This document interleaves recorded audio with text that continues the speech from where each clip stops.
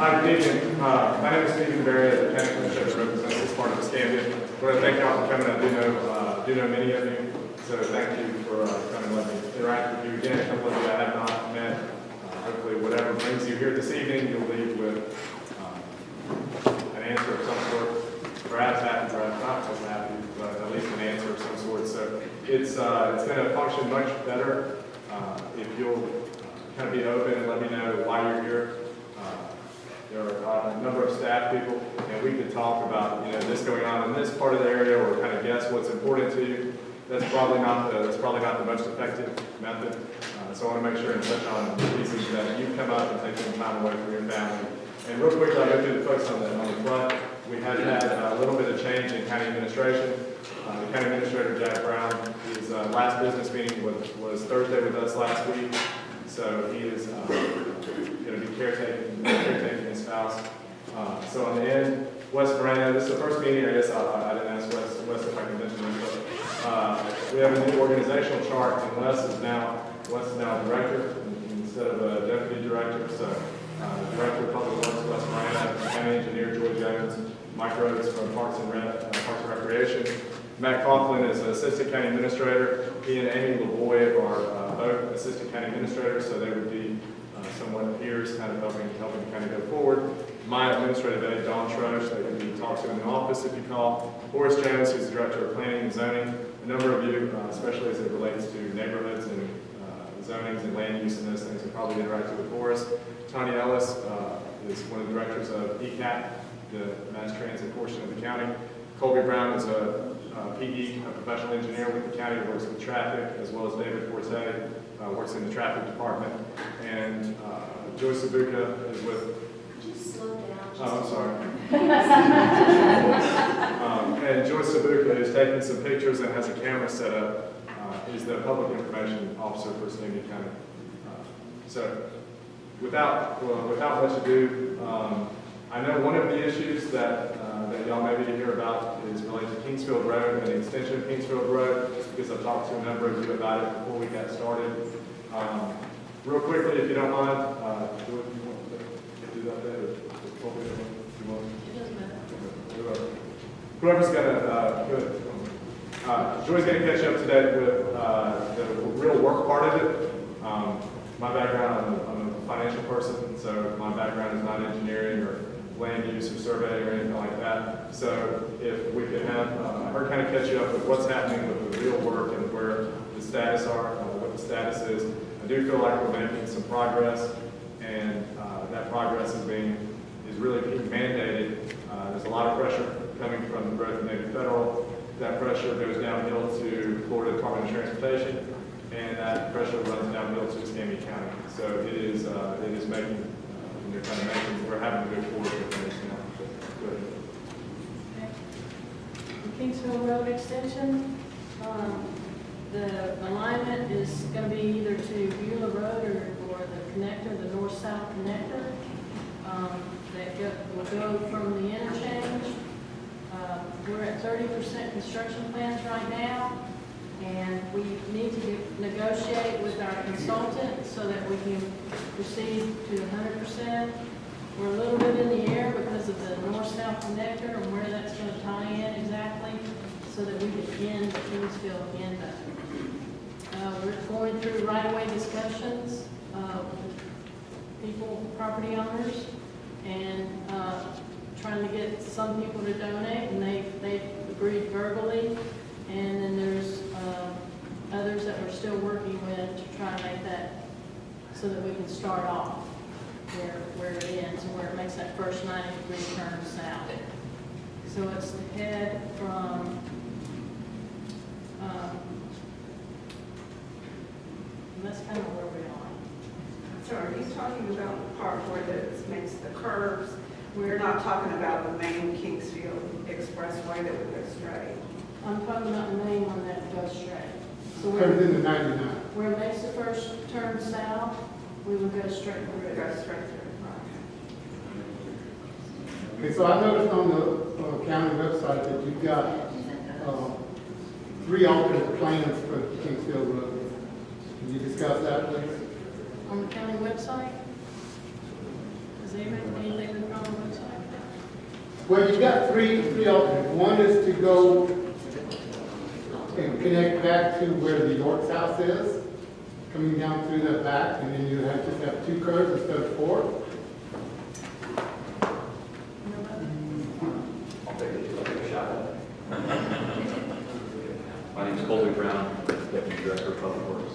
So I think what you're talking about is there might have been some earlier layouts for the way that Kingsfield extension proper was making its way from east heading west, right? Is that what you're talking about? So Yes. some kind of curved down a little bit. I think that was in relation to potential property acquisition issues and concerns that we've been kind of working through. The general idea, though, is from that first 90 degrees south, heading from that location on west to tie in over to Buell somehow. And that's what we're working. Okay, the ones that I saw one was to take and make every one of these wider curves and make it a 55-mile-an-hour road using the existing curves.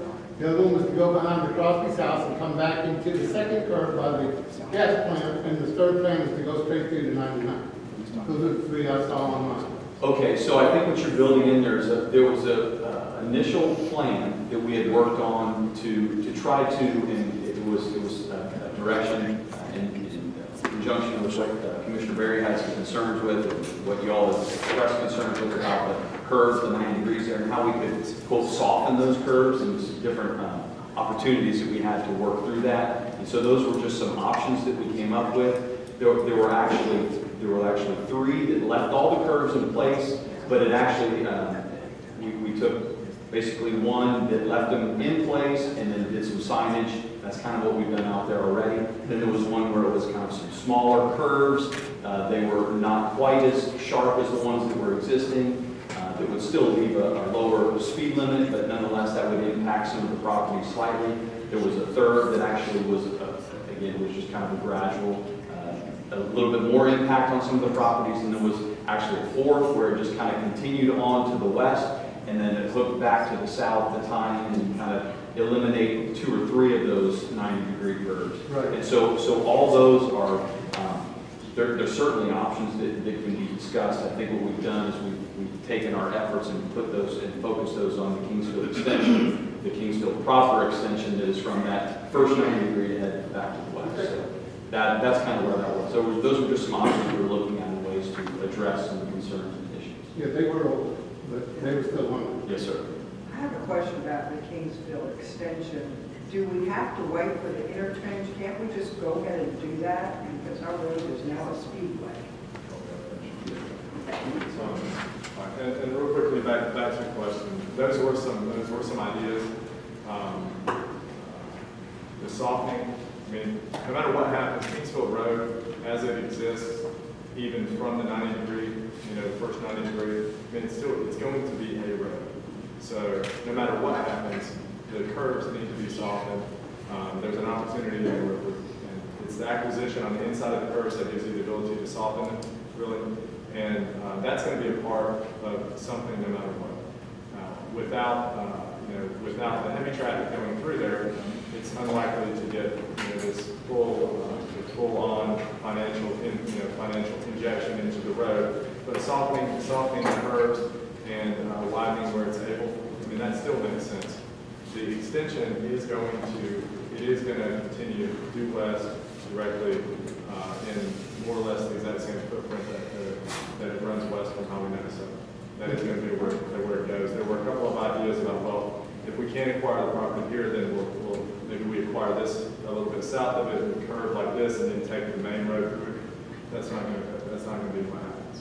It's going to continue directly. Yes, ma'am. Okay, I don't appreciate us bowing to Navy Federal. We should have 4-lane 9-mile road before letting them build that conglomerate. But as it is now, I live at the first 90-degree curve.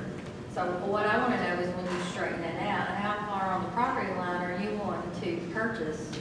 Because most houses right there up from the first curve to 97 aren't that far off the street.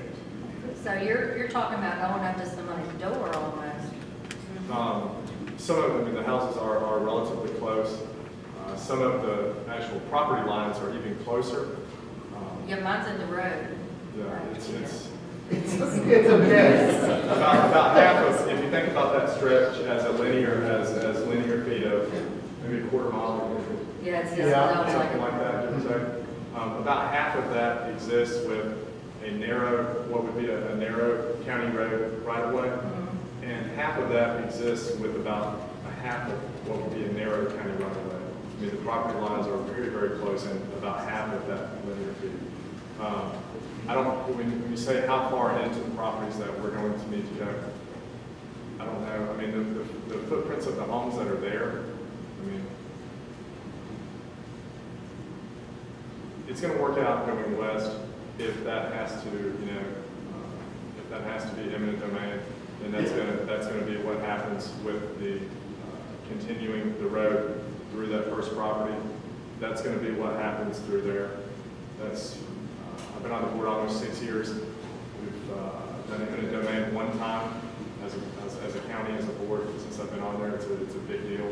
I don't think any of the board members take that discussion lightly.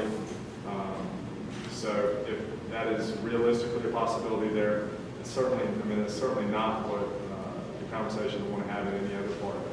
I'm going to try to find a way to be able to get the minimum that we can have to get traffic to that, where it's going to open up. It's going to be 100, 120. We got yeah. that.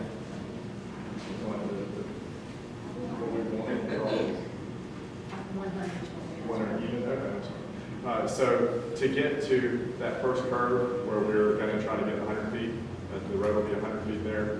Obviously, we don't have 100 feet leading into that, but we're going to try to find a way to be able to work with folks that have those frontages to get a little bit of width to try to get that traffic to 100 feet. It doesn't have to be, it doesn't have to be a donation of the right of way. I mean, the county does have an ability to pay, to pay something for the right of way. It just has to be realistic, I guess.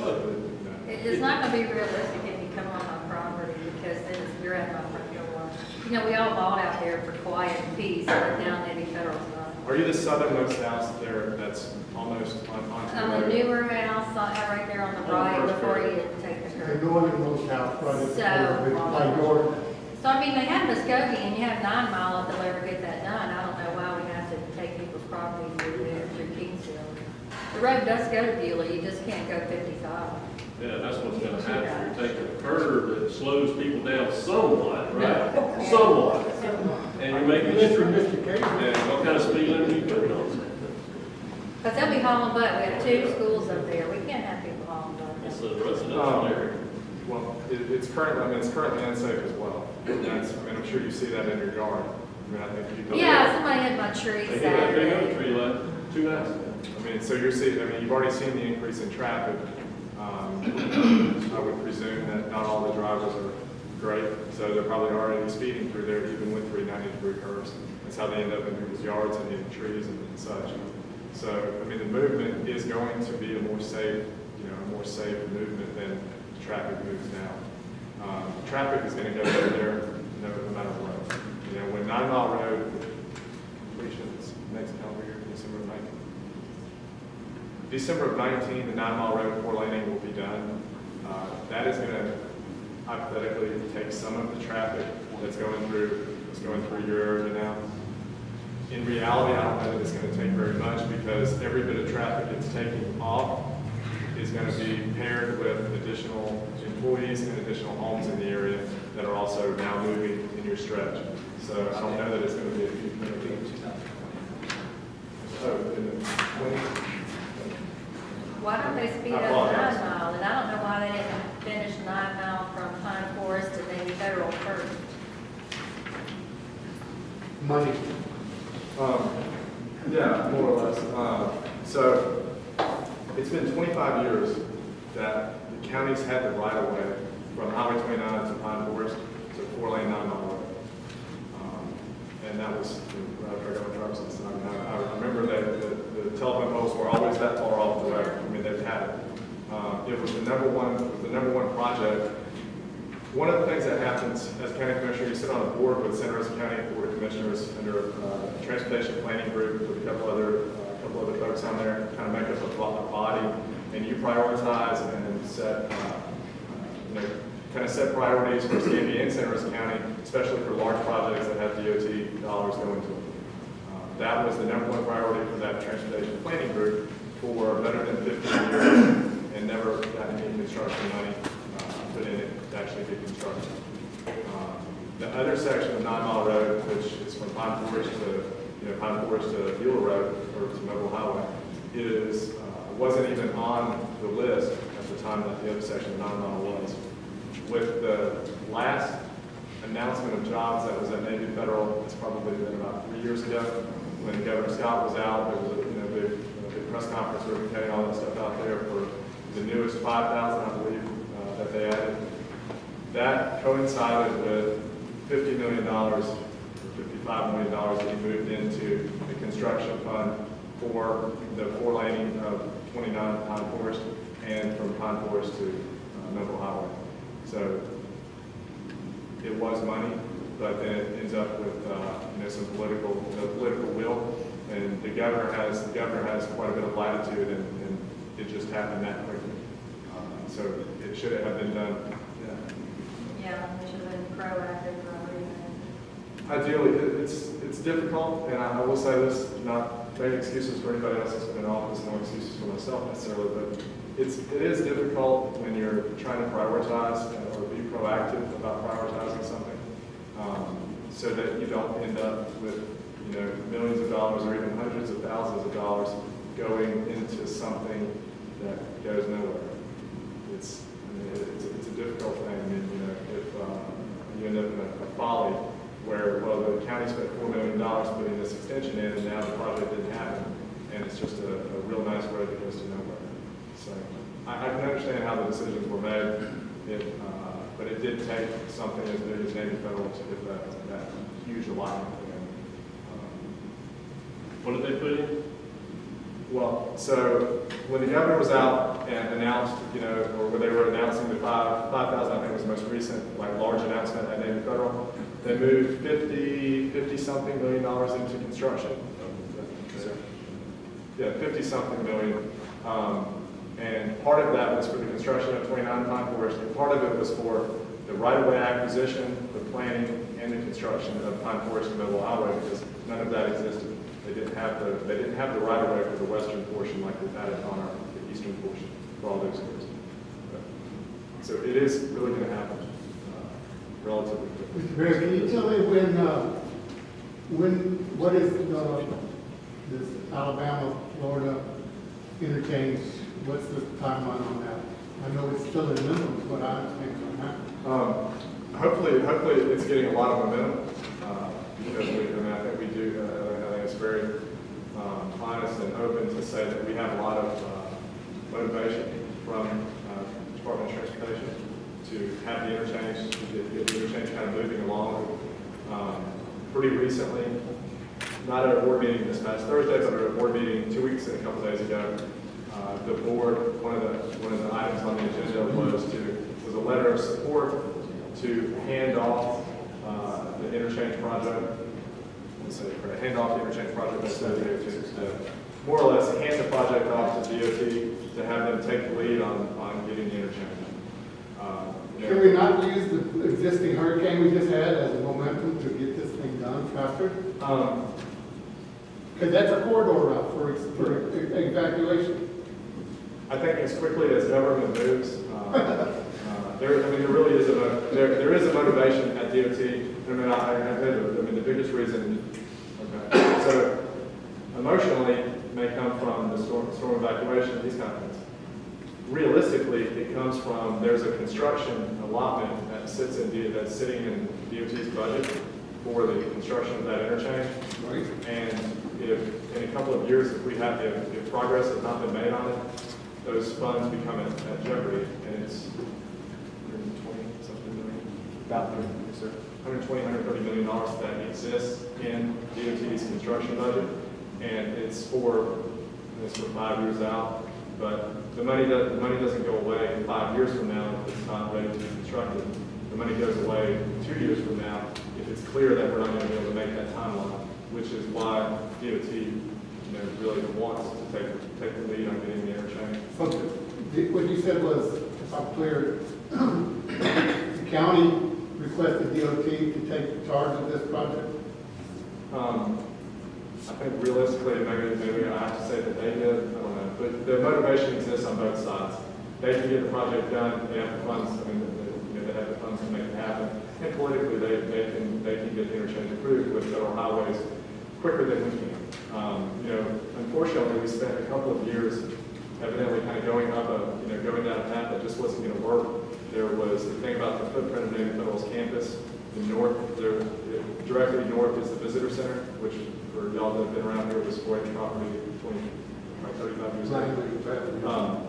So it would be an exit to only go east onto I-10 just to alleviate some of the traffic leaving campus. It was turned down by Federal Highway, and then it was resubmitted with the county and with DOT, sending letters of support for it. It was still turned down, and after that denial, we were told, don't ask for that again. That's not going to be approved.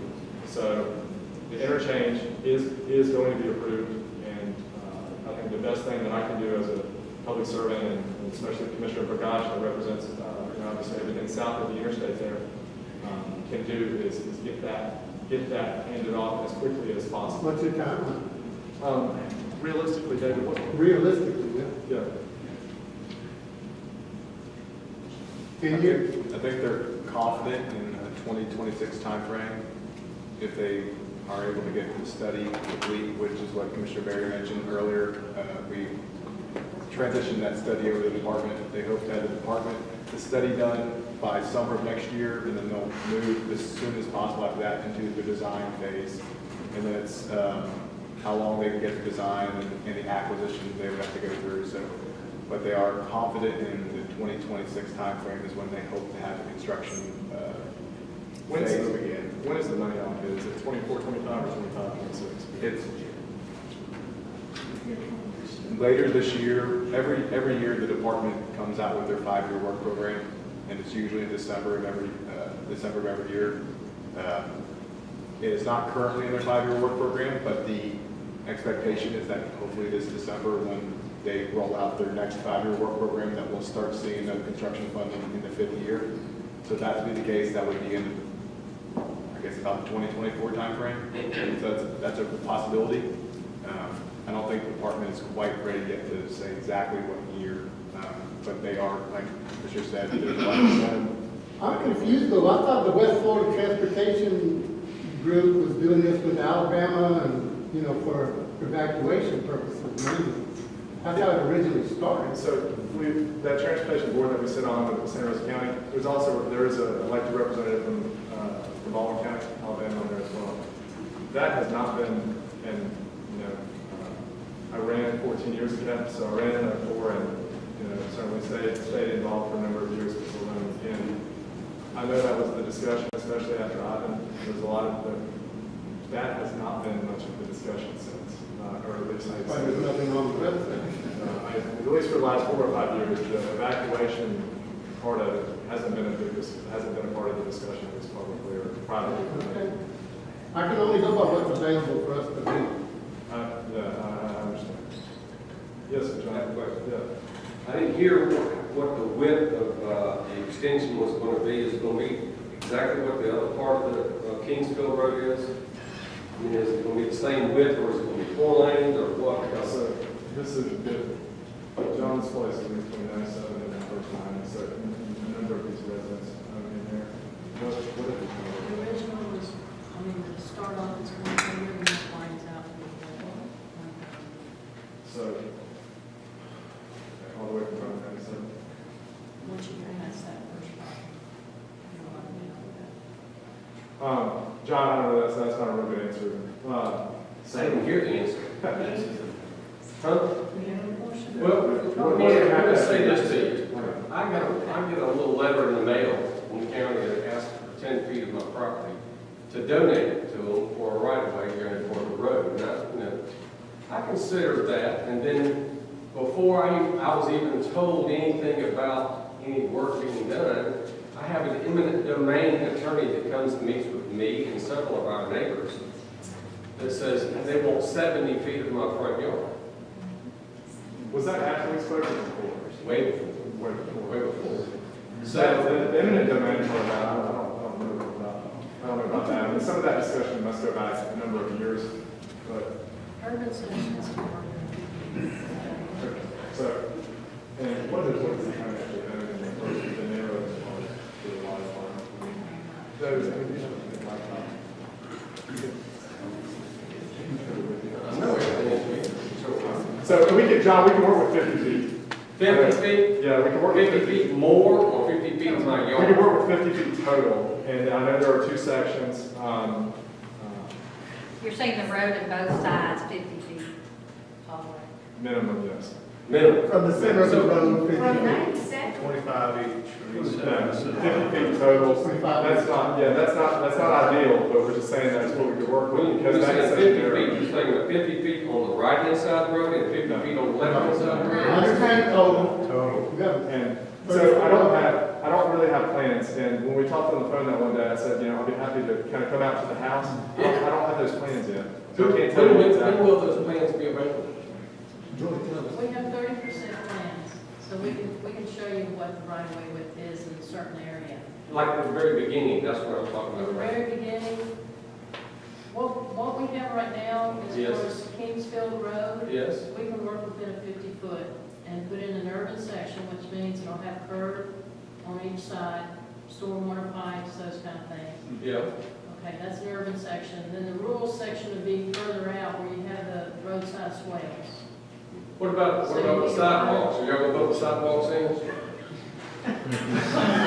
Horace, make them do it next thing they do it on every job. I have to build. Make them do I'll let it. you build it. Sorry, I had I to. have to do it and I will. Still work. John, if you and, are some of the other folks here your neighbors as well? Well, yeah.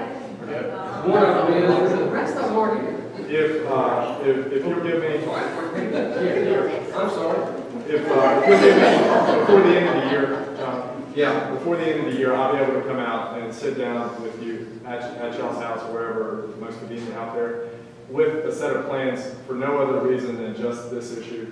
And I realize it's certainly a big issue, but we really need, you know, I need to be able to roll out the plans in so that you, as well as your neighbors, you know, Mr. and Ms. Smith here, they can see exactly what the county ideally would Yeah, want. I hope that it's you're coming out to tell us now, instead of attorneys coming from Tallahassee. I mean, When they come up there, my red flags went up immediately. Well, unfortunately, their involvement doesn't Oh, necessarily. they want money. It doesn't necessarily based on, you know, stuff from the county. Sure. I mean, if they're aware of that going through, I suspect a lot of y'all that have owned that property, that frontage for better than, say, 15 years, have probably had 2 or 3 rounds of eminent domain letters over those years. Because something will get talked about, you'll get correspondence, nothing happens, a couple years go by, it gets talked about again, you get some of that same correspondence. So, Also, what happens is you get some of these attorneys, they'll read our website, project website, Right. and say, hey, here's land acquisition involved in this project, not related to the county, they on their own go out and start beating the doors. Oh, they do? And that's a lot of what we see. so before the end of the year, we can have that meeting, your place or whoever's out there. I know that, you know, Steve's very, you know, close in there. And I think you're on the section that's even the more narrow portion on there. That's closest to 97, I think that's the most narrow portion. But that'll be tailored, I mean, honestly, that'll be just for that one purpose, and I'll be happy to do that. Just for myself.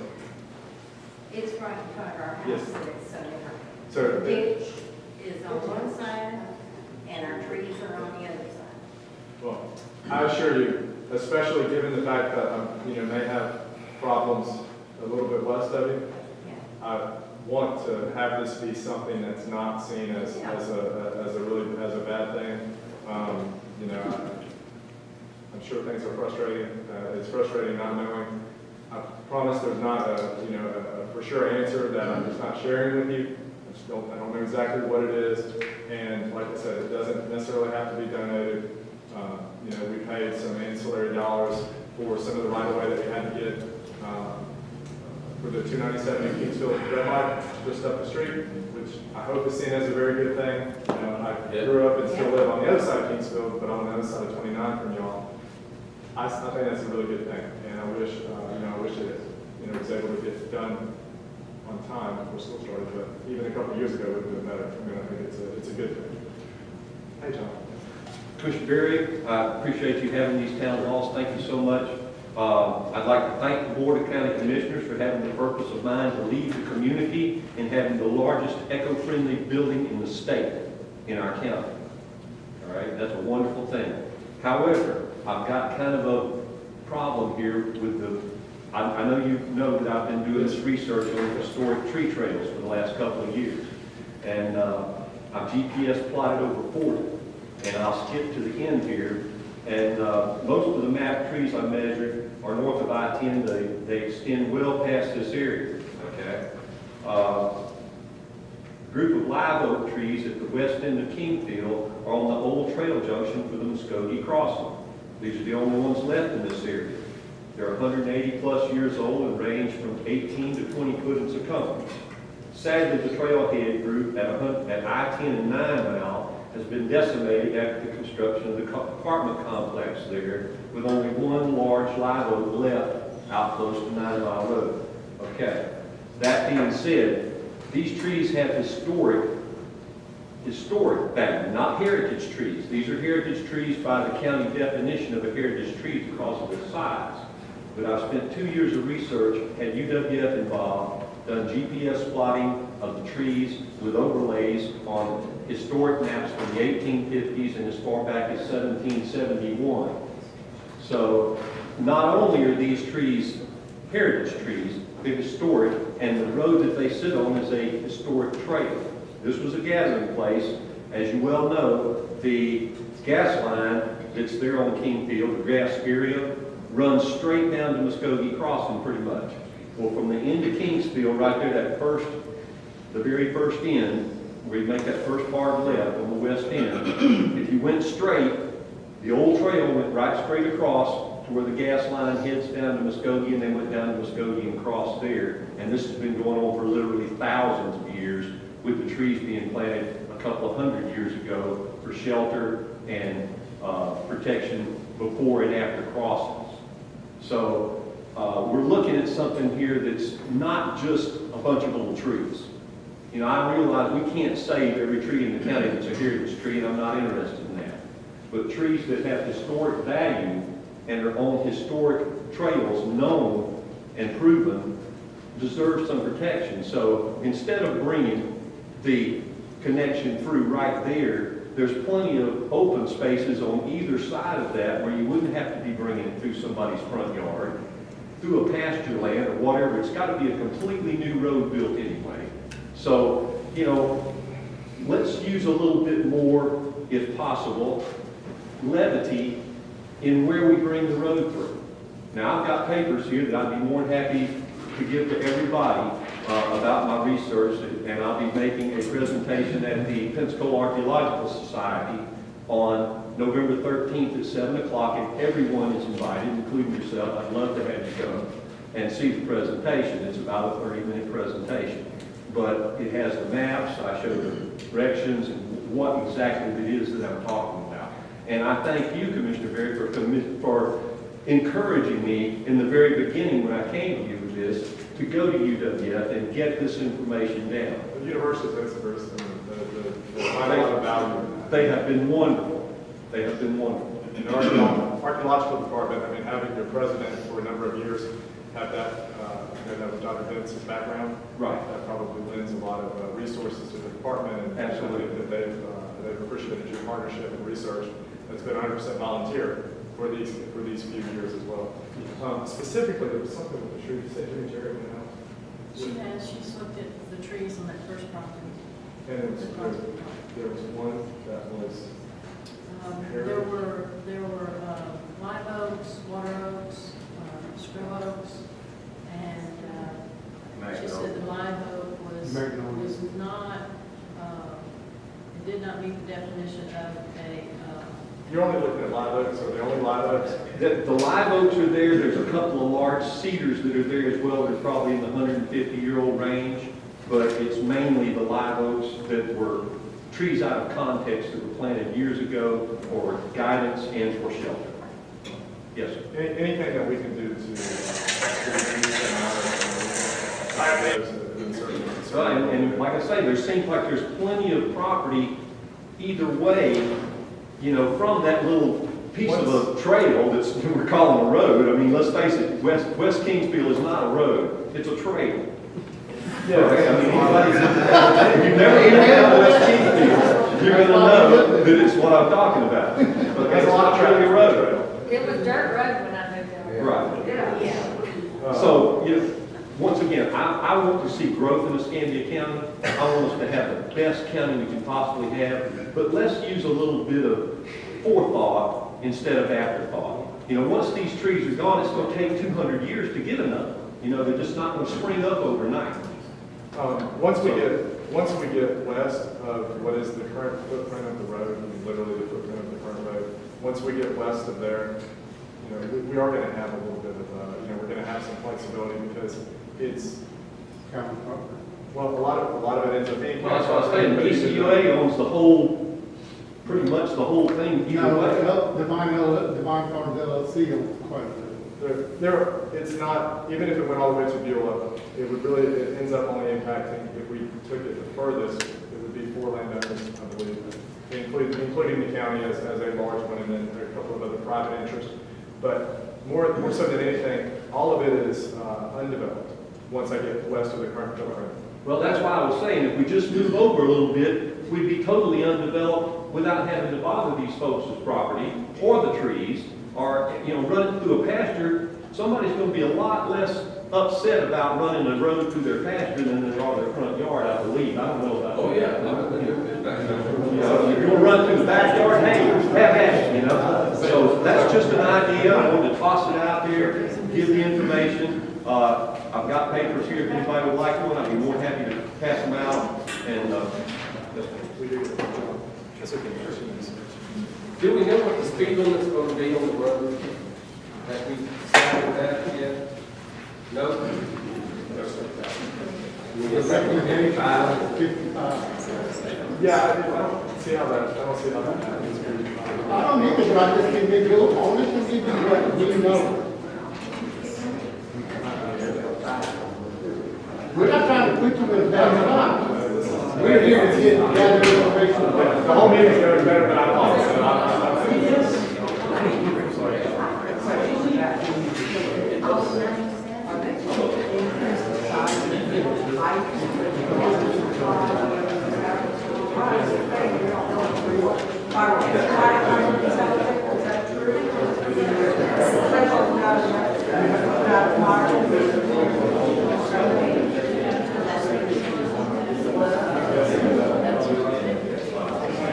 that would be, a higher grade, or a higher capacity facilities would certainly be part of this, part of the data. Would you like that for the curb section?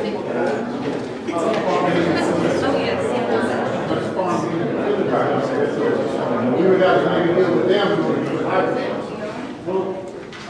sorry, Commissioner Barry. That's okay. I mean, no, I appreciate you. That's an important question that Jackie was asking, and I don't think anybody heard it, because we don't really know how true fire suppression. So the question was about the utilities and the quality or the capacity of the utilities currently, or anticipated capacity. I don't actually know that answer. I know that the water line, the capacity for the water line being increased would be a part of the project. I know that. Right now, according to the fire code, we do not have fire support on the road between 97 and So you don't have. We have. We got flush, we just don't have. We have flush lines. The provider would need to have, the provider, you say it's for Hill, they would need to either have a storage tank or something to be able to provide enough volume of pressure for fire. So that's something that they would have to have. Well, some of that undeveloped land is gonna be developed when you take that road through out here. I don't understand it, Barry. If I'm a contractor, Mr. Hart Jones will tell you that when I go down there and ask for permission to build, I got 10,000 things I got to do before I can even get my permit. Yeah, you're telling me that we don't have to do that if we're gonna build a road. Well, I mean, they're a long way from having a permit. That's, I mean, that, honestly, that's one of the big problems. I mean, just for instance, and maybe not a very good example, but you think about the well line road extension, that's, you know, in some number of years. You have the Army Corps? We have a permit, we're reviewing it, we're talking to them about the property. We have a property in there that we're doing conservation mitigation for to offset any wetland impacts. So we're in negotiation with them as far as talking to what they need specifically and documentation for that land that we own. The point of it We're being, close. the point of it being that it sat for 4 years with just the Army Corps requesting permit, just trying to get their permit out of it. So they're along, so the permit for the construction of the road, is it going to include all those things? Yeah. I mean, the permit is a long way down the line. So, I mean, it's not going to happen without you knowing what goes on. But you're saying that the same purposes that we have to do as contractors, you guys have to do too, when it's done. Your consultant will put all that in there? Yes, yeah, I mean, I think legally, you know, I mean, at least legally they have to, I'm pretty sure. You know, all that has to be part of it. It does bring up one issue. Y'all are pretty close to the ECUA Farm Hill territorial franchise lines. I don't know if y'all have had a lot of interaction with Farm Hill over the last few years. There's a lot of development in this area in general, not just in the area, but especially along 97, in the southern part of 97. That runs close to the franchise line between ECUA and Farm Hill. To the point, I believe part of Bristol Park is on ECUA, I think the easternmost part, I believe, or maybe Ashbury, maybe not Bristol Park, but maybe Ashbury. So there have been discussions about whether ECUA would want to come in and try to be the provider in that area rather than Farm Hill, just because of resources. I'm not a good proponent either way, but I certainly understand that I would be involved in that conversation, and I expect whoever is going to be taking fees, and especially impact fees, Farm Hill and those impact fees, I mean, those come with a lot of responsibilities. I want to make sure that those responsibilities can be met. Yes, ma'am. I'm wondering if anybody else from Divine Farm Road is here. Well, I know you have a couple of general neighbors, Tammy's not far. Anyway, with the new subdivision down at the end, we need an exit for them that does not come down Divine Farm. I will not even be able to get out of my drive if there's 800 new cars coming down that road. Are you on Divine Farms Road? I am on Divine Farm. There were questions over there. I apologize. They asked me to make sure and say something about it a while ago, and I didn't. I know they spent something at the end, and I don't know, I wish they wouldn't have wasted all that money. I wish they'd have gone down and made something straight out to 9 Mile for the new subdivision. I'll say that the layout, even when it's done, the Divine Farm, we are doing improvements on Divine Farms Road right now. Currently it's under construction, I'm sure you see that. Ideally, we would have been able to acquire the property home that sits in the island currently. We were just unable to make that happen. I did have a number of conversations with the owner, and that would have, in my opinion, made for a better outcome. But isn't it just swampland between the subdivision and 9 Mile Road? Now that part, I don't know about that. I was talking about the little island on 97 and the curve. Oh, no, that doesn't, I'm not worried about that. That's a terrible place.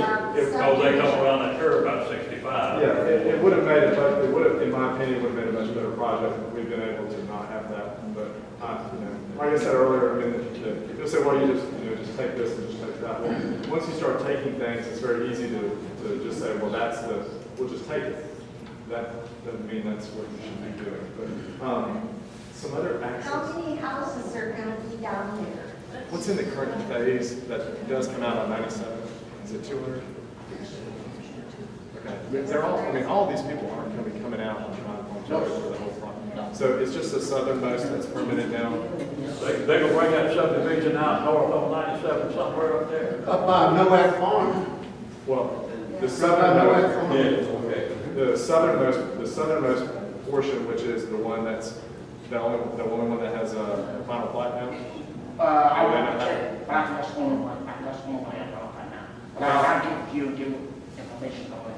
Okay. It's about 200 homes, and that's the portion, when you start talking about what's gonna come out of Divine Farms Road, that's the only one that, Yes. out of the entire footprint, and there are about 900 homes in that development order, certainly right, but it's multiple phases, so that southernmost phase is the first one that's gonna get online, and I am not as up to date with what they have been able to work out. Have they kept farms, or have they gone to see what? Our road is I not. don't know information about sign out. Okay, It's just narrow. yes, ma'am. Yes, With a ma'am. very old, small bridge on it. I can't believe. And that bridge has been the source of, the bridge has been the source of quite a bit of contention in the last few years. One said that it didn't have a perk, that they were maybe running dump trucks out of there when, that were over a permitted limit for some period of time, or at least that's what I heard. Are they shifting that Divine Farm Road? I mean, they're going behind that house you were trying to get, but that seems like we'll be blindsided coming around that curve. Right. Are they gonna go out both ways, or are they just gonna cut off the old one? They gonna cut off the old. Yeah, they gonna cut off old. I wasn't sure, you know. Yeah, she's just gonna be able to go straight on the Divine Farm to get 97. Is there going to be a stop sign on 297 or 97, whatever? On 97th Street? No. The purpose was, on Divine Farms, was bringing out at more of a 90-degree angle to that curve, so that the people that are coming out can see, you know, But both they won't directions. see us coming out. Come out more They safely. won't see us. Except for letting them stop when they pull out in front of your ass. And then we'll have a stop sign coming out. I know, but But your that's, visibility will be better, is the reason. But they got 35, but they don't do it, you know that. I got a question, up there on 97, talk about, them oak trees they have up there with the red ribbons on them, are they gonna save them oaks right there? They cleared off in there. Is it close to? It's right there beside the Nowak story. Is it close to Soaring? Yes. Is it those South big trees? Soaring. Is it those big trees on Yeah, on the west side? No. What about Nowak Farm? No, on Nowak farm, they got red ribbons around them, they cleared off in there. I'm not 100% sure about that. I know we preserved some trees that were close to the Soaring neighborhood. They expressed some concerns that we preserved some of those trees. I'm not 100% sure. And you know what Nowak field is? It's right in the north end of where that end that is. Oak trees, somebody cleared it off. But they left trees with They put red ribbons around. If you wouldn't mind, would you mind giving, could you sign in? Yes. And if you didn't sign in when you walked in, please do sign out when you leave. And I certainly wouldn't be opposed to you even making a note by your name as far as what question you asked or what you might be interested in more information. I'm gonna have to, I'll have to find out what the situation is. There's some pretty trees, I hate to see them just cut down. So that's not a great answer, but we'll certainly stay in contact with you as things kind of move forward. I know there's some other answers. Questions? Yes, Jim.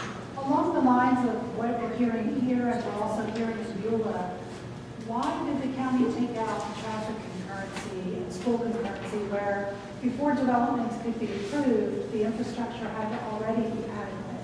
And I understand state roads, 9 Mile Road, that's not under our control, but we're in the sector plan, we know that.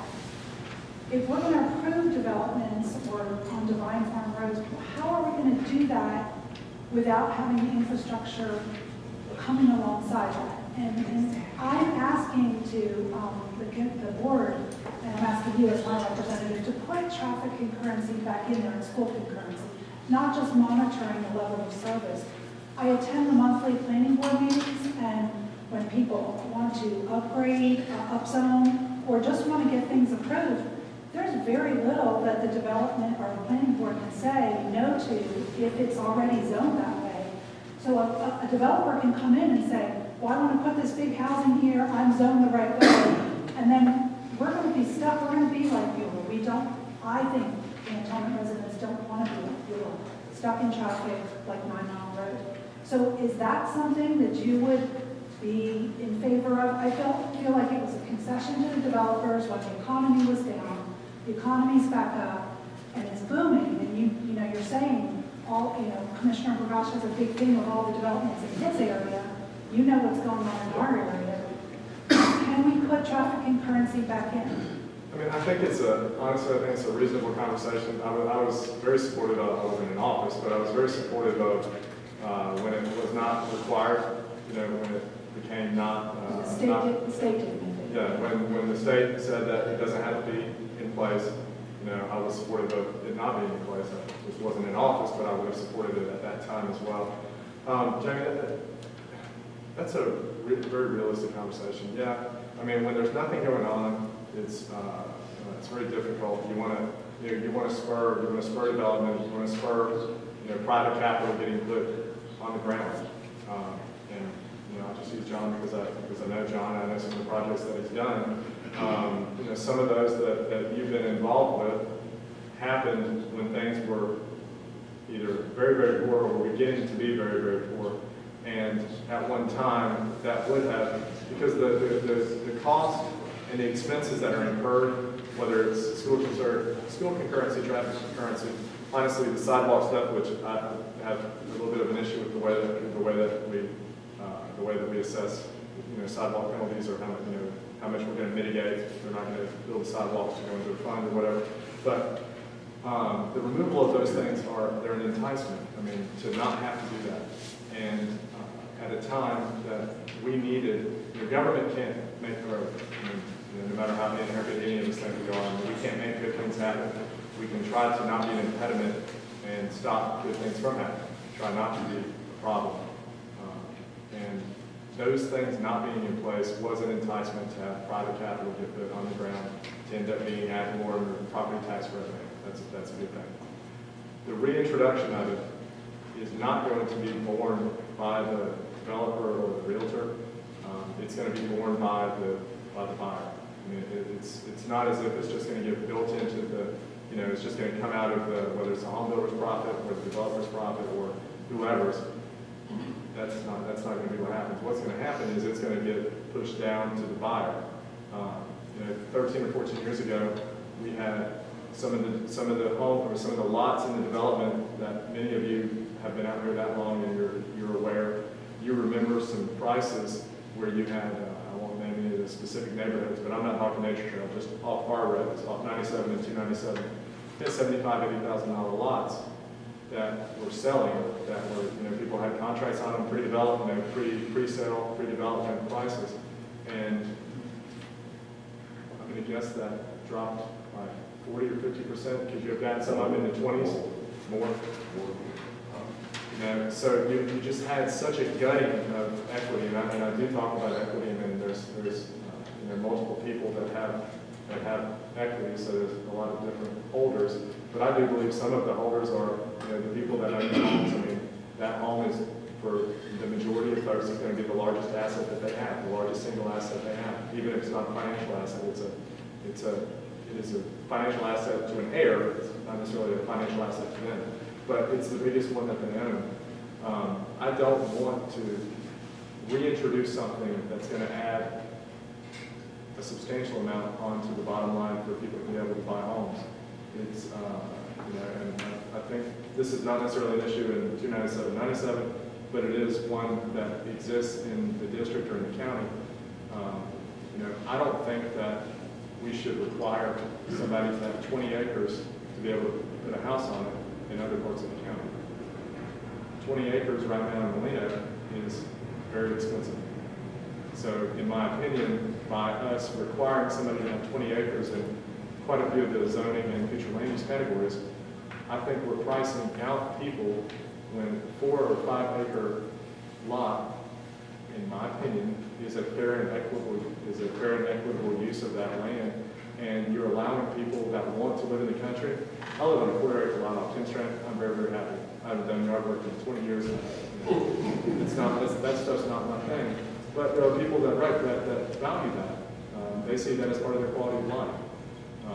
I see the lack of having to do that as quality of life. They see that doing it as quality of life.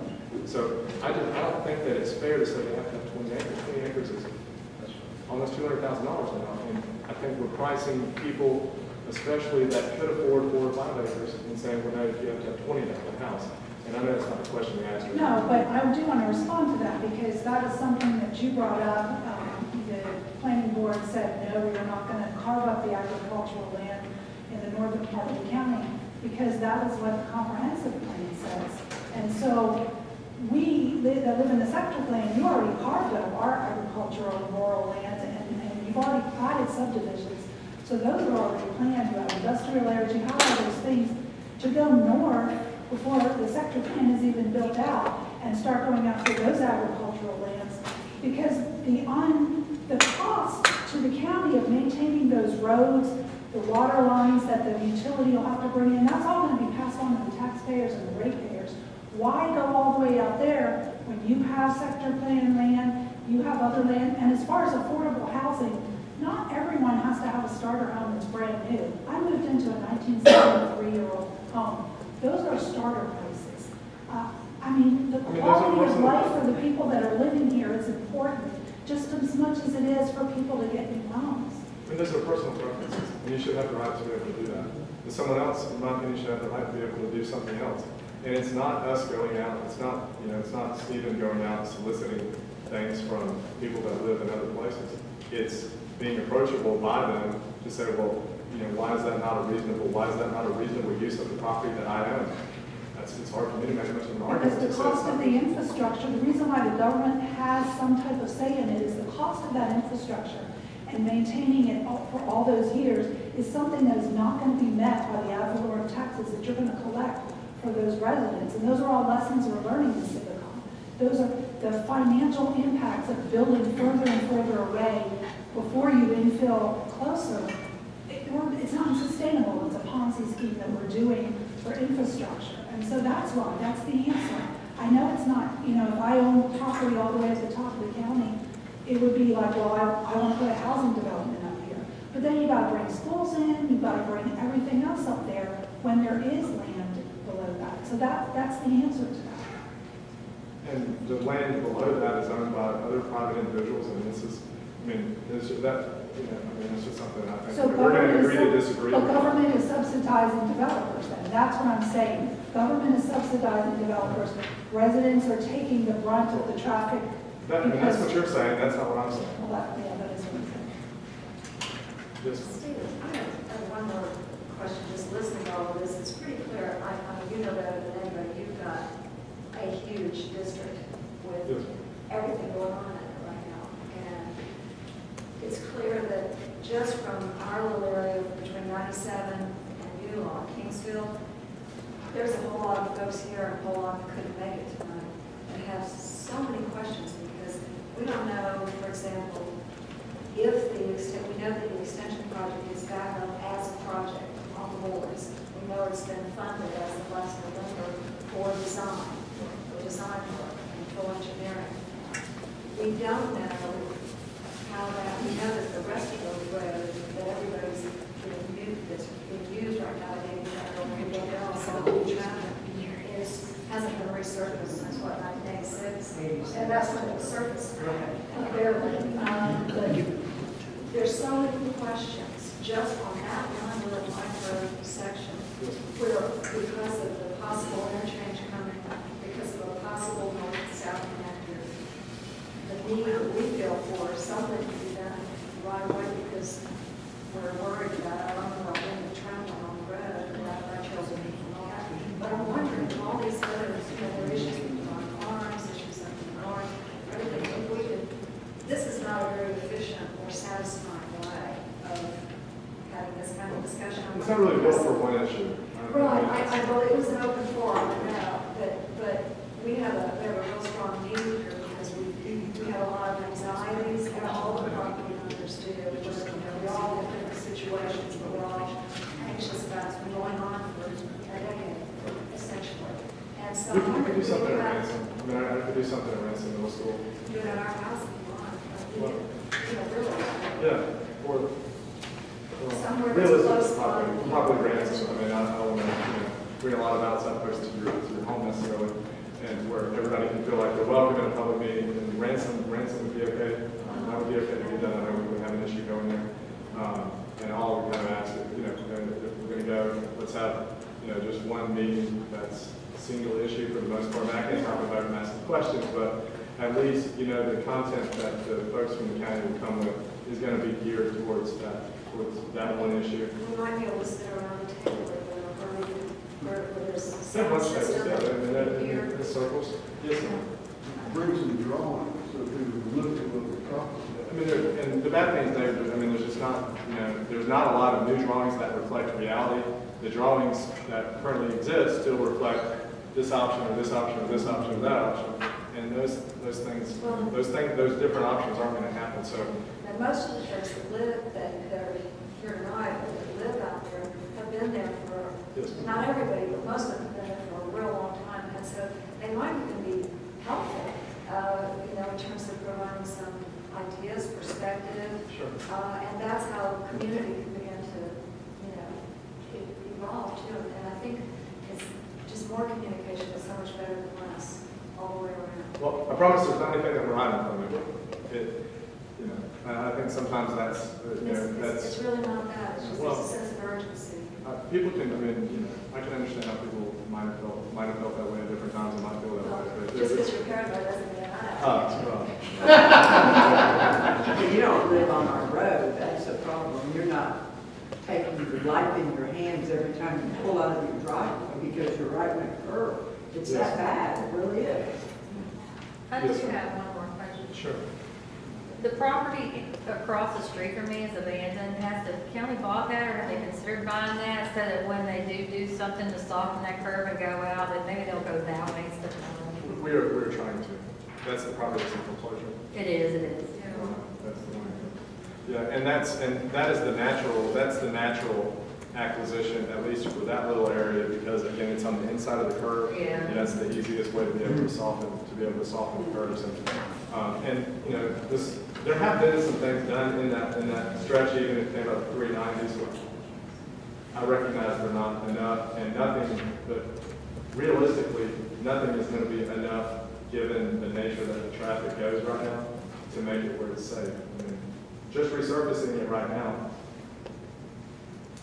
would resurfacing, be a part of, when traffic is going this other way, and then we resurface it? Yeah, that's a reasonable outcome, because we know that we wouldn't be having to widen it, we're not going to be trying to get 100 feet or, all this fancy road on the side of it, we just resurface the road footprint as it is. What about speed bumps?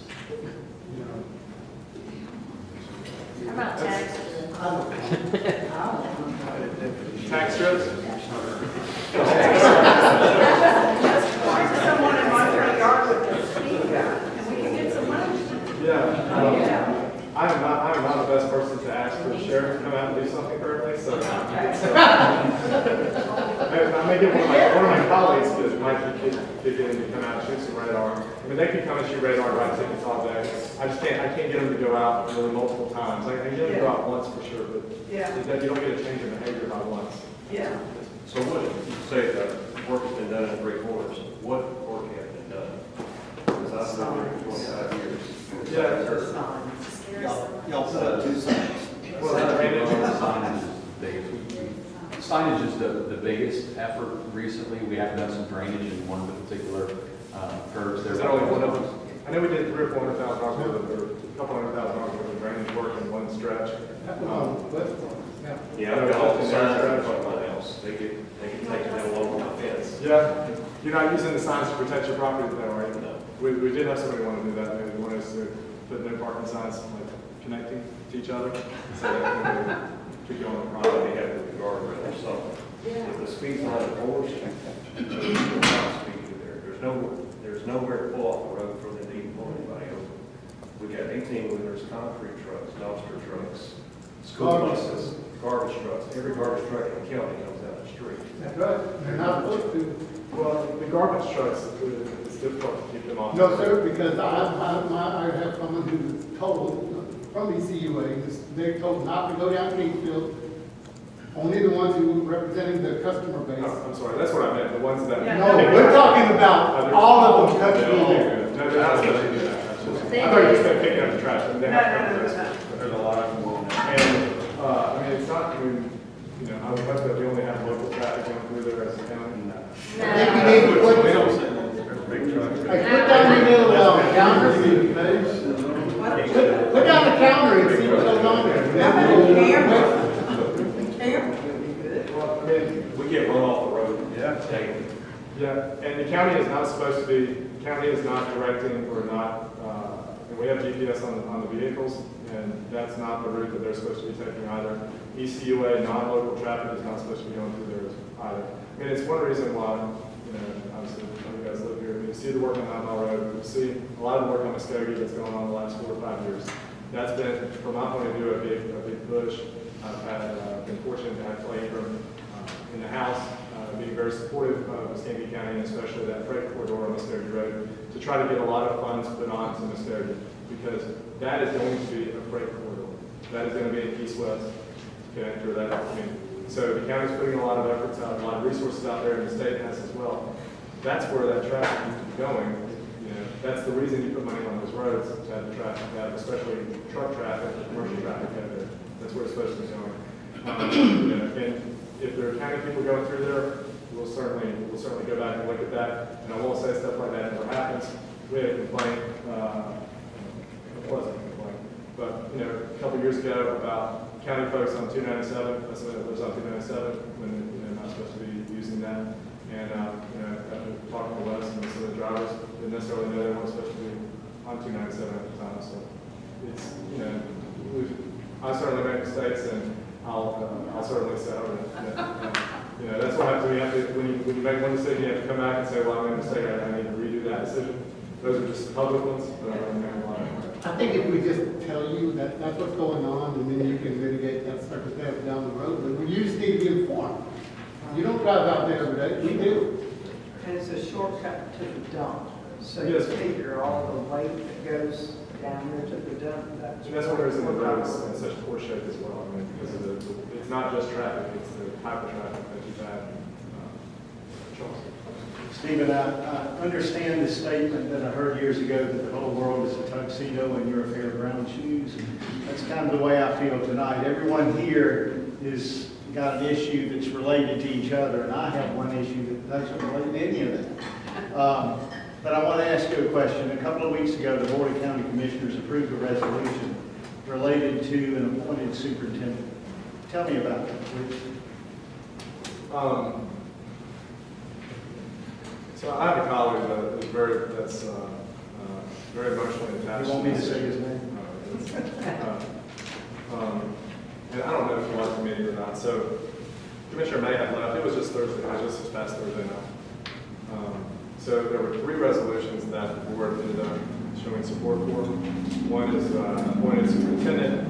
One was the beach referendum, which is going to be the last ballot initiative on the last ballot initiative on the back of the last page, which keeps the currently public areas on Santa Rosa Island public, and doesn't support ever having fee simple title to the property on the island for Escambia or Santa Rosa County.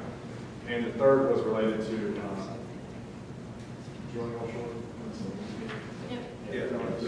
Drilling offshore was something that Grover had brought up. You know, not being supportive of drilling offshore in the Gulf of Mexico.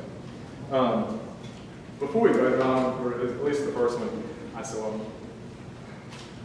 I don't really think the county commission has any business voting on things like this. I mean, I think it's not our, in my opinion, it's not our place to be recommending legislative or recommending things for the public to vote on. The board does have a place supporting something to go on a ballot. That is, we're part of that process, and I think that's a very legitimate part. Sure. Commissioner Vergage was very attached to the appointed superintendent issue. The other 2 issues certainly have been championed by Grover. Out of just collegial support, I ended up saying that I would go ahead and vote to have the county support that. It doesn't carry any weight, it doesn't have any bearing, and realistically, it's probably silly.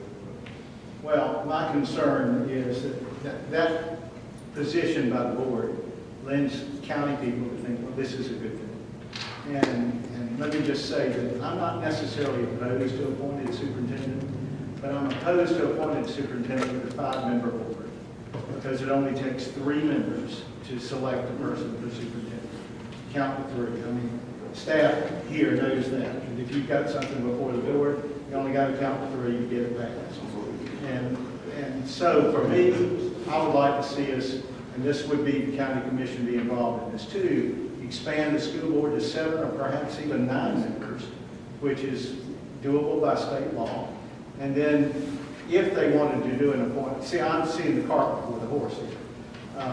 If you expanded it to 7 or 9 members, then each person in the county could vote on at least 3 and perhaps 5 members of the school board. That way you have a lot more control than 1 that you have right now. And I would feel more secure if there were qualifications for school board members other than having to be 18 years old. That's all that they have to be, is 18 years old.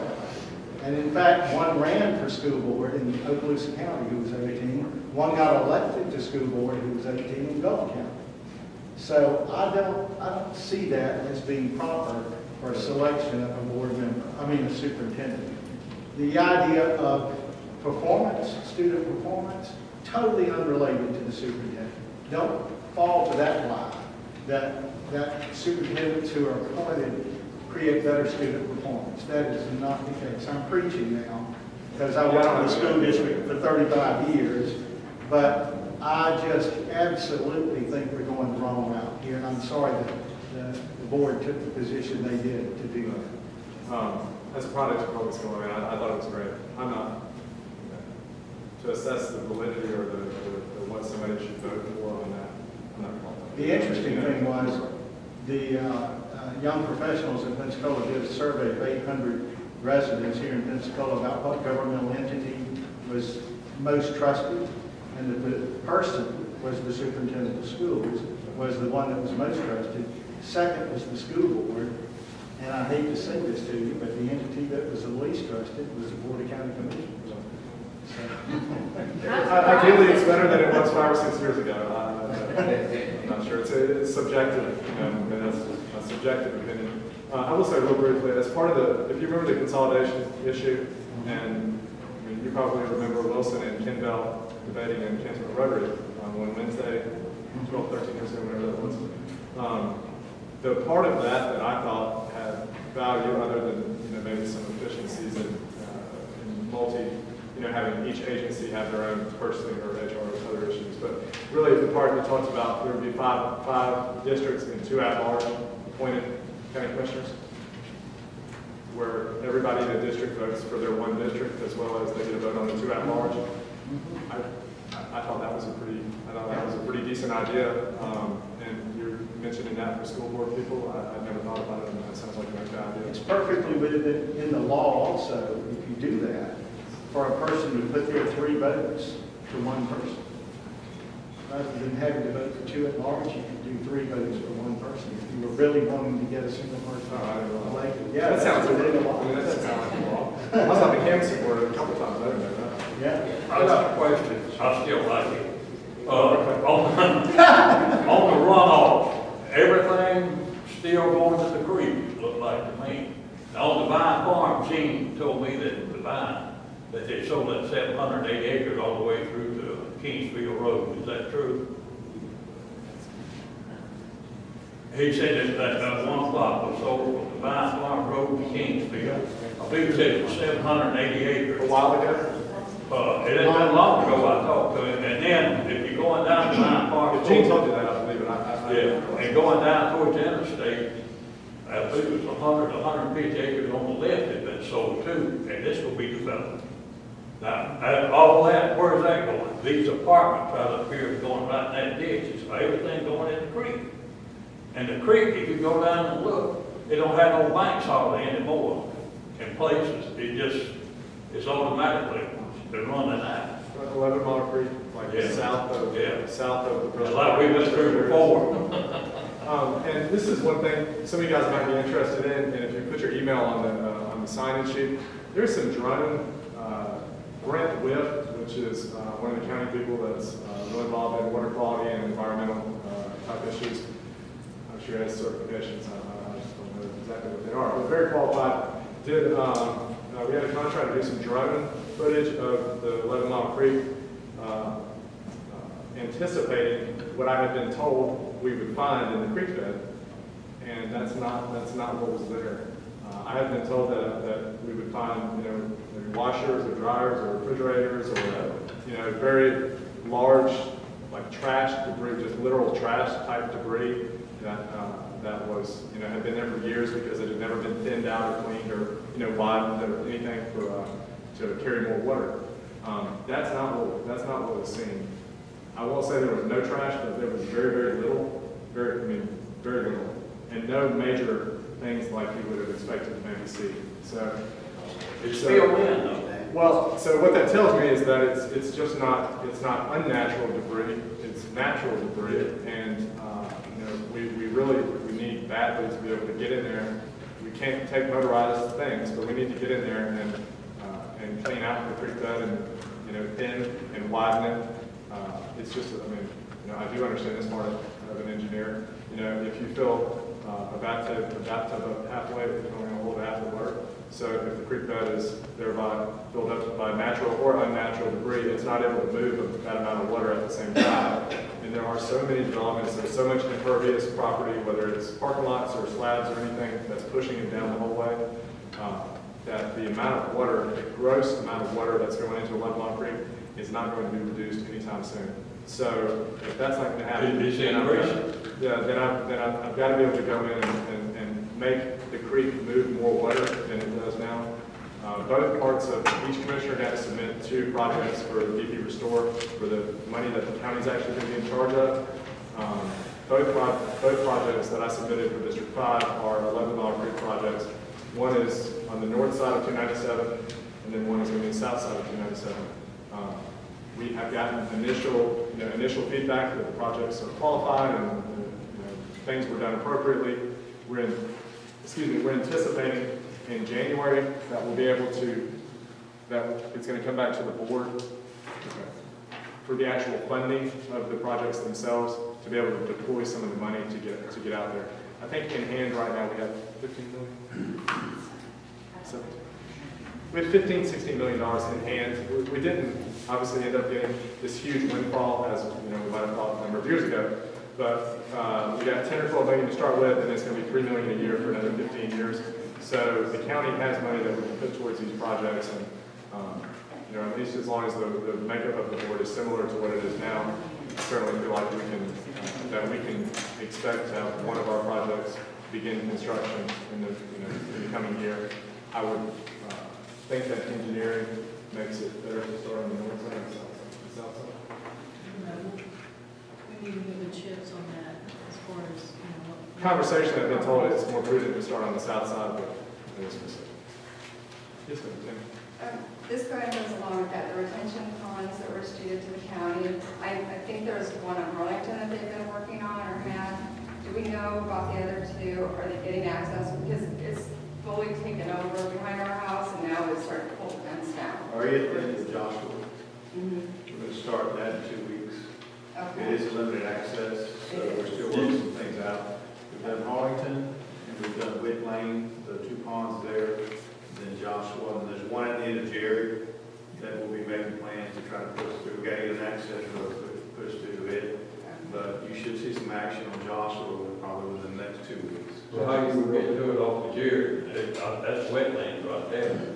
Well, that's. So you would come off of Joshua by the people's house, between the house? There's an area that we have an existing pond, that we feel like we can come out of that pond and come through. But part of our issue is there are wetlands in there, so we're working with our environmental group to try to work that out and gain access to that pond on Jerry. Is Joshua the one? No. Which one's the one that's Arlington. That's Arlington, that's what we've done earlier this year. And just along the lines of, about making mistakes or whatever, 3 or 4 years ago, there were 3 or 4 ponds in there that is sheeted to the county, which just happens as a function if property taxes aren't paid, they become the county's, even with the county not voting to accept them or anything. That was just legally how that works. So the county owned them, but the county had never accepted them or did not intend to have them. So the decision that, the decision that was on the books at that time was for escheated properties, the county didn't maintain them. So my idea was, well, okay, these ponds are, I mean, the HOAs, no matter how healthy they are, I mean, it's not a good long-term decision to have them taking care of retention ponds in neighborhoods. That's not sound. So I said, well, I know that's going to be expensive. The county needs to be the county needs to be in charge of these. How about we have the county pay for 2/3 and we have the residents pay for 1/3 of the maintenance, or get them up to speed, and then the county will maintain them. That wasn't met with a lot of good responses. So You got that right. yeah, so we didn't do that. And earlier this year, I would say in the springtime, brought it back to the board to have the county, because specifically we could identify there were 3 neighborhoods that had that happen. And so we're able to say, okay, this neighborhood, this neighborhood, this neighborhood, those that is cheated, let's go ahead and have the county maintain them. Grover is going off the board in a month or less than a few weeks. So after November, whatever, Lumen and I would be the only 2 people on the board that remember that there were mischeated ponds that were a problem years ago. All they know is that when residents live there and if they have a problem behind it, it says Escambia County owns it. So thank goodness the board was supportive to take the maintenance and to get those ponds up to speed. I knew the big one we were working on because it had a lot of like smell problems as well. I mean, there's a lot of aroma. This takes smell coming out of it. So it's taken a little while to get all of them done, but they're going to get done soon. And then the county will be, and then we'll be on track to be able to maintain them. How about that with the wind song? Is the county on here? I do not think so. They was up there digging clay out of it here a while back. Somebody doing something, they called the clay out of it. Okay, is it Windsong on the west side of 97 where the trees were? When I said soaring a little bit ago, I meant Windsong. It's right there in the curve, you know what the speed bumps are? I'm sorry, I said soaring. Windsong is what I was talking about. I know that we had, we did some drainage improvements. Yeah, Okay, so we did drainage improvements. It appeared as if we were going to have to take some trees out to do those improvements. And that was when you were talking about the red trees. It was those trees that we figured out a way to not have to be able to do that. So those trees were able to stay. And that was not talking about snow. Yeah, so, but the Windsong people, that was a, kind of a request from their HOA, and we're able to do something, so we're at least able to do that. Yeah, question, so on, on Highway 29 at Kipstrand Road, we've had several deaths there when we have high water. It's because the railroad track blocking, it's 2 dams on each side, there's only one place to go. I know that's probably a U.S. federal thing, but it's in our county. What's the word on that? Well, I got my first phone call returned a couple weeks ago from CSX, so that's progress. We've had problems in John Adams. More with neighborhoods being cut off a little bit north of there. Regularly I had 2 neighborhoods that were being cut off at the very green area in the country line. And then trains, yes, they were, it was, loosened some of the regulations about how long they could be. So now they're so long, they can be over like 2 or 2.25 miles. So now that same train can stop from McKenzie Road on the north end, where Old Palace takes the 90 or 45 to the northwest. From McKenzie all the way to Country. The same train can block all that. So now it's not just the 200% homes that were here. It's 700 homes that are north of there. And the only reason I say that is, so then I did get a call returned. We withheld a very small purchase order for CSX, but I'll tell you the reason the call got returned. Alex Andrade, who is the state representative elect in District 2, which is from I-10 South in the county, had a relationship with somebody at CSX who was kind enough to call me back out of governmental affairs. And we are compiling the list of what we consider the ways that the railroad has wronged us. And International Paper has a considerable list that they want to add to that. So I'm going to be going out to IP and kind of doing the conference call out there with their mill manager. And that issue, I'll be happy to add to the county portion of the ways that they've wronged us, because that is I do remember 2014, that was where one coming down. I remember that We had specifically. 3 people died, okay? But the thing is that it's a hill, I mean, it's a swell right there. And you got a railroad track on the left and a railroad track, you got the B&M on one side and L&M on the other. They thought they were going to get a crossover there.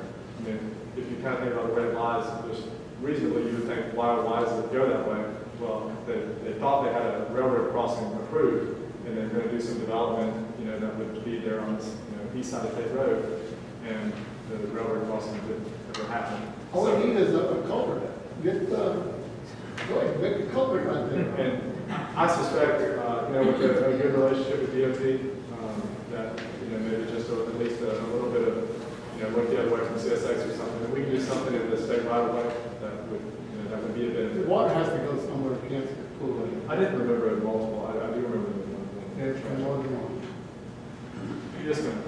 Is there any plan, and this may not be a county commission issue, but is there Good. any plan at any time to build a library in the Canton area? Not currently. I mean, I can tell you, there's not. The Molina Community Center, which is, 10 miles north of Winona, that's not down the street. There have been a lot of county resources that have been put there between the board and the tax collector and the property appraiser, all kind of co-locating out there. That has made that facility be successful, and that's been a good thing. We don't have another real large public project or public asset in the Canton community. I'm looking at what used to be a charter school, which is more in the Gonzales community than the Canton community. Try to find the use of some currently owned public property for some type of public use, whether it's a library in the way that we think about the brick and mortar library, or more like I would see gravel or oyster shell driveway in a big metal building with a whole bunch of computer workstations, and bandwidth to supply those computers and be able to have those people do things. Something like that is honestly more feasible. I realize the Canton community needs something. I kind of point out 10 or 12 years ago when local option sales tax 3 was kind of being allocated, there were quite a bit of assets allocated for Molina Community Center, and then for Quintet Park, there was quite a bit of public money on the ground there. And at the same time, the Canton Youth Sports Association was the large benefactor of public money in that time frame, with baseball, Canton Youth Baseball, and softball, baseball and football especially. That probably was not the best decision for public money to go out there, but we have so much on the ground now, we have to make it be successful. And Mike Rosen wants to talk about it quite a bit. There's a lot of things we might do differently, but the fact is there's all that public money on the ground, and we need to have kids out there utilizing it. If I can find a partner, like a little public-private partnership or something with the school district, something where we can, kind of bring another agency in to help, I'd certainly love to have another resource. There's a very small resource center that's gone into the Carver Park community, repurposing of an old BP water testing building, basically kind of like a portable from a school, and some better bandwidth. They've got 12 or 14 workstations in there for kids to go in and do things and help people be able to apply for jobs online and do some after school and summer things. And that is certainly a good thing, and I recognize that Canton needs that. We are trying to do one amenity, and this is not the library, but on the eastern portion of Jim Allen's footprint, kind of the closest to the road, and then the northern piece there, where they have a little bit of a red area or playground kind of thing, we're going to have on the ground there, kind of in partnership with the school district. We're going to have to fence off the portion that's school district for a little bit more clearly define what's their footprint where the kids are. But when kids aren't there, then the county residents, it would be a public access, but it's going to have some other public amenities there, like the walking track and some improved playground stuff, and basketball court. I mean, realistically, probably $75,000 or $80,000 worth of stuff going in there to try to add an amenity to. And I recognize that's more the Cottage Hill community than it is Canton broadly. But if you have some ideas, Baptist church that has approached me about having some public property, or they have some vacant property that they might be willing to partner with the county if it's something for the public interest, and that would be great. I mean, that would be great. And if you have any ideas or contacts or anything that you've talked about, very open-minded, but the ability to go and procure $2 or $3 million for a brick and mortar library on a non-county owned asset is very unlikely. What's the status of the negotiations between the Crosby's and the county on that right of way? A little better. They talk about selling, or is it going to be in the domain? Well, it's going a little better. They've Couldn't hear the question. I'm sorry. The negotiations with the county and the Crosby's, the Russell family, they have asked us to work with Mike Vandenberg, which, if you know them at all, there's a lot of stuff doing at GSI, recycling, scrapping. So Mike has been the primary contact with the county for the last, say, 2 months, and I'm told that the discussions are going a little better. But it's going to work out, so I hope that they continue to go better. Well, I'm not sure that the negotiation is going to settle the problem. But you have a remedy. Which problem? The Crosby right-of-way issue that they've been asked about. Well, at some point, we're going to have a deadline. Did I confuse you? Oh, okay. Yeah, so it's going better. Yeah, I have timelines that are expected to me. So yes, there are going to be timelines, but I do feel, once the conversation, or at least we've made public about possibly eminent domain, then they did ask that this gentleman be brought in to negotiate, and that's not what they want. So in good faith, I think we're trying to do that, and I'm hopeful. But it's not going to be a perpetual negotiation. But the county attorney is not really negotiating yet, he's still trying to work it out.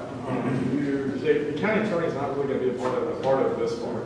It's this is going to be between county staff or engineering type people with whatever it is the county needs, and either that's going to work or that's not.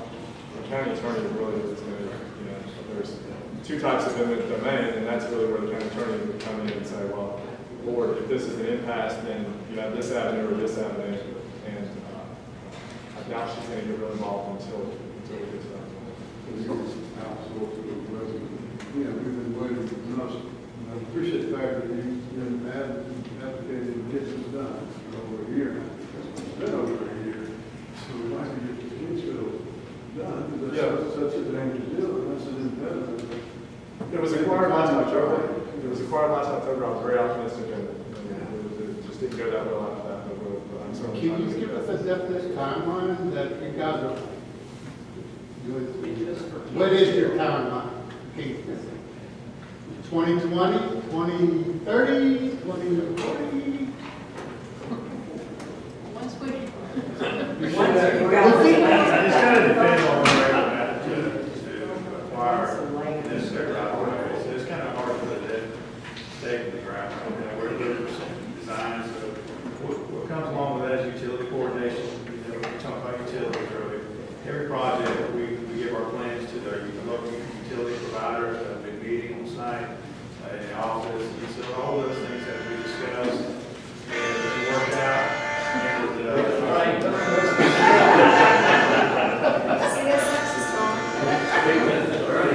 So without knowing exactly what we had to do utility-wise, Okay, sir, I understand. it's kind of, in land acquisition, it's kind of difficult at this point. I've got a good answer for you. It has to happen by the time that the interchange happens, because that is going to be the county responsibility is to get traffic from Thoroughfare through there. from where current the first 90 to meet that new road. That is the county's responsibility, and it will be done by the time that interchange. You hit on this earlier when you said, as long as it takes government to get things done. I retired out of Oldfield, and we had timelines, and we made those timelines, but we didn't make any money. You guys can't make any money unless you put yourself at the task to get this thing done.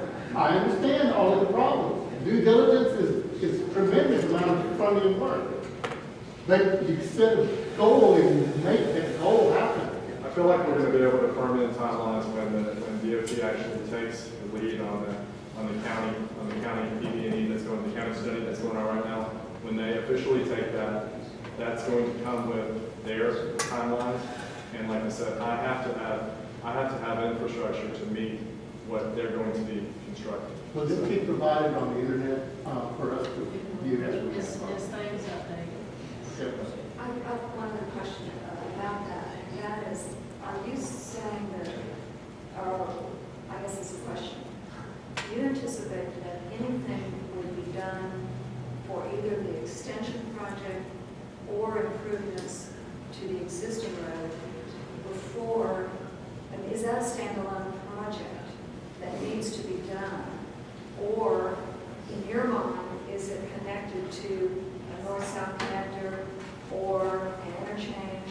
And last part of that, do you anticipate that it will go all the way to Beulah Road? Or do you anticipate stopping in the middle of David Braden's property or county property and truly letting over where?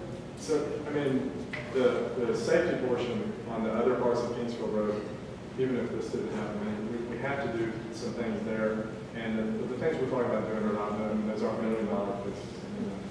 It's not huge. Assuming the Kingsville extension. The Kingsville, yeah, I mean, I have to, realistically, I have to not just have it done by the time the DOT gets the construction of the interchange in there and whatever comes north there. I mean, I have to have it ahead of that because they, in my opinion, DOT is not going to just take trust us from the county that it'll be done. I mean, we have to have things going on the ground. I'm pretty objective. So do you view it as a standalone project, or is it strictly connected to? It's gonna, I mean, the allocation, I mean, honestly, the allocation of the resources without an interchange becomes very, very difficult. What about Wellmont? How can you justify that? It's not constructed yet either, so. So you're saying you don't have the budget to do any of this right now? So we have the budget to do all the planning and design for the Kingsville extension. And we have the budget,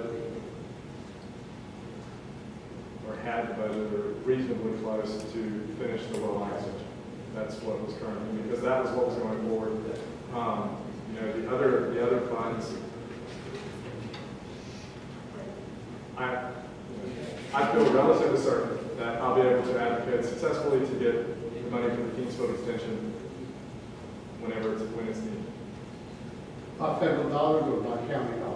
It's going to be primarily that's going to be us more than likely. Yeah, that is. I mean, if you think about this whole footprint of the new interchange and then putting a new road in there, we also anticipate them taking the maintenance and the responsibility for Beulah Road from Mobile Highway all the way to Muskogee Road. Ideally, we expect them to take that. Is that the switch, the swap? Yes, ma'am. Yes, ma'am. So, for those things to happen, the only thing that I, as your elected representative, the only thing I have to successfully accomplish is the extension. I have to, with county funds and county resources, I have to traffic to that. So that doesn't, I appreciate that, that doesn't actually answer the question. Yeah, you want to know if we're going to do it in phases or we're going to do it all at once? I mean, it's something that, are we going to do it?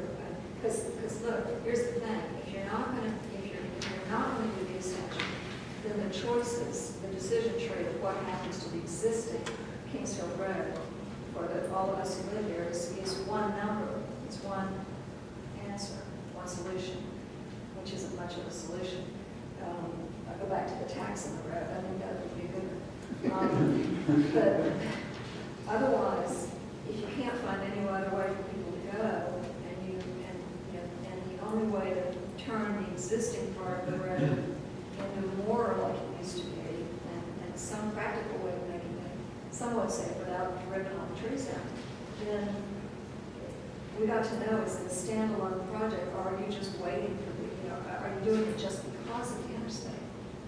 And if that's another 5 or 7 years away, and we can't say that it's not, then what are we all going to do in the meantime? Where the road continues to So what I'm saying, we would anticipate the approval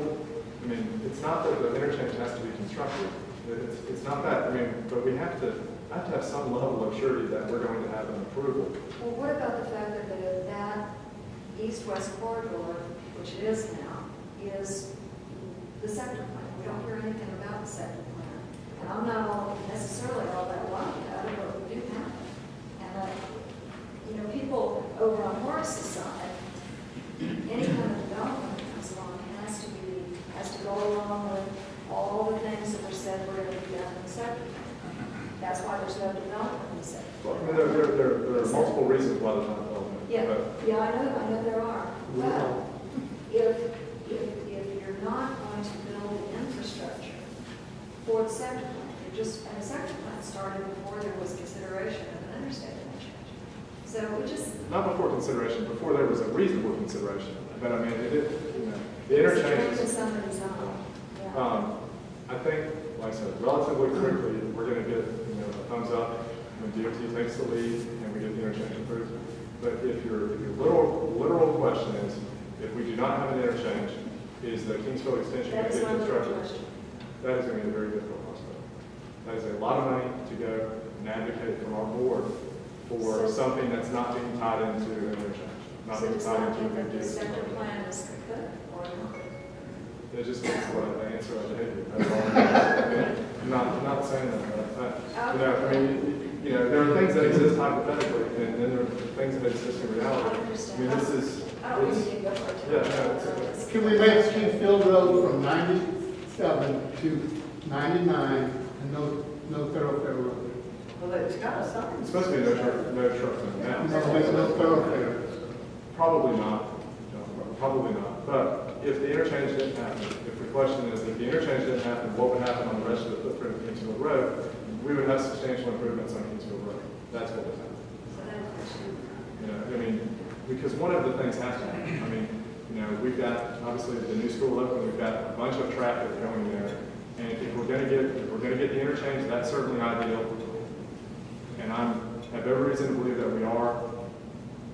But if we got turned down again, that is, I mean, just realistically, for me to go and successfully advocate for $10 million of construction to connect Kingsfield Road to Beulah Road with no other reason than just to extend it. Maybe make it federal help. Yeah. I mean, they're a little more interested on the south side of the interstate, but, they're certainly being, We are impacted by their traffic, clearly. bottom line. And We got a 5-year due diligence and a 2-year build out. Realistically, because I have to do this.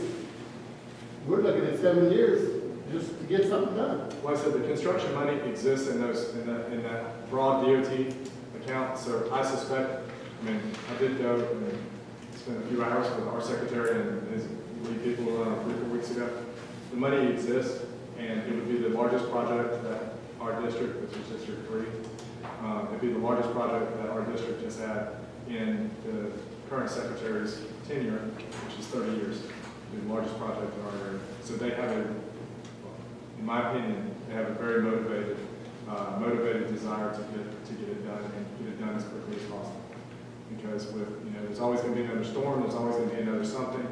And if you have Central and South Florida that can say, well, they don't need that money allocated because those clowns in Panhandle are never going to get it done, then the money just goes away. But it exists now, and we're going to do our part, I'm going to do my part, and I have every reason to believe that everything's going to work. We believe you, Mr. Mayor, we believe you. It's just that we want information to make intelligent choices. You're impacting our lives. Sure. But you're the person that we have to respond to. And if I had some more firm answers, there's, I hope you can appreciate the openness because, the discussion about the construction money existing hasn't been one that our board has had. It's the squeaky wheel that gets greased. Sure. So we're squeaking. Squeaky wheel that gets greased, and your person's got to win votes. You're gonna have to win votes also. We'll re-elect you if you get this done in 2 years.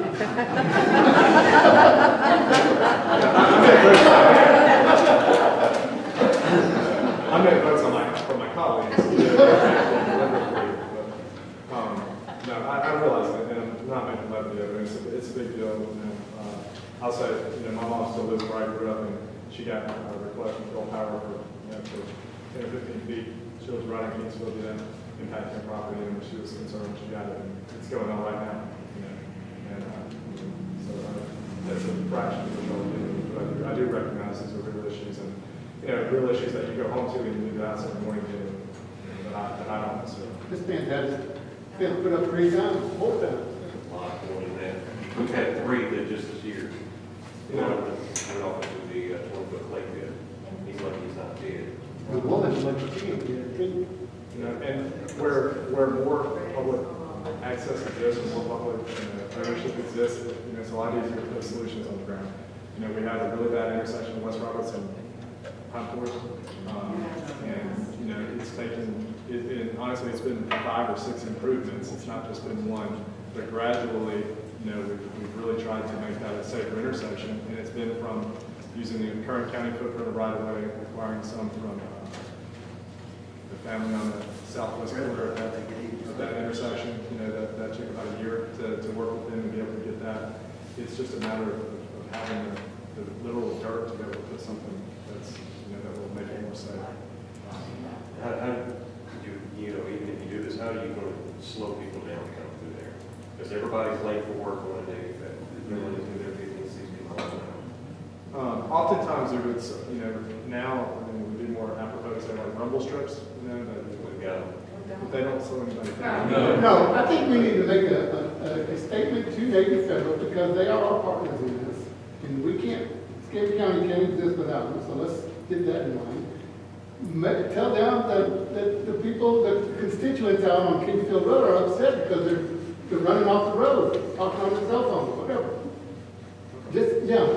We gotta have something done. I don't want humps in the road, I can't stand it.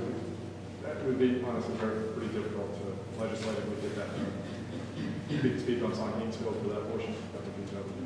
Stephen Berry, you brought up Pine Forest Road. Have we given the money to FDOT to move forward with the widening of the northbound as a county?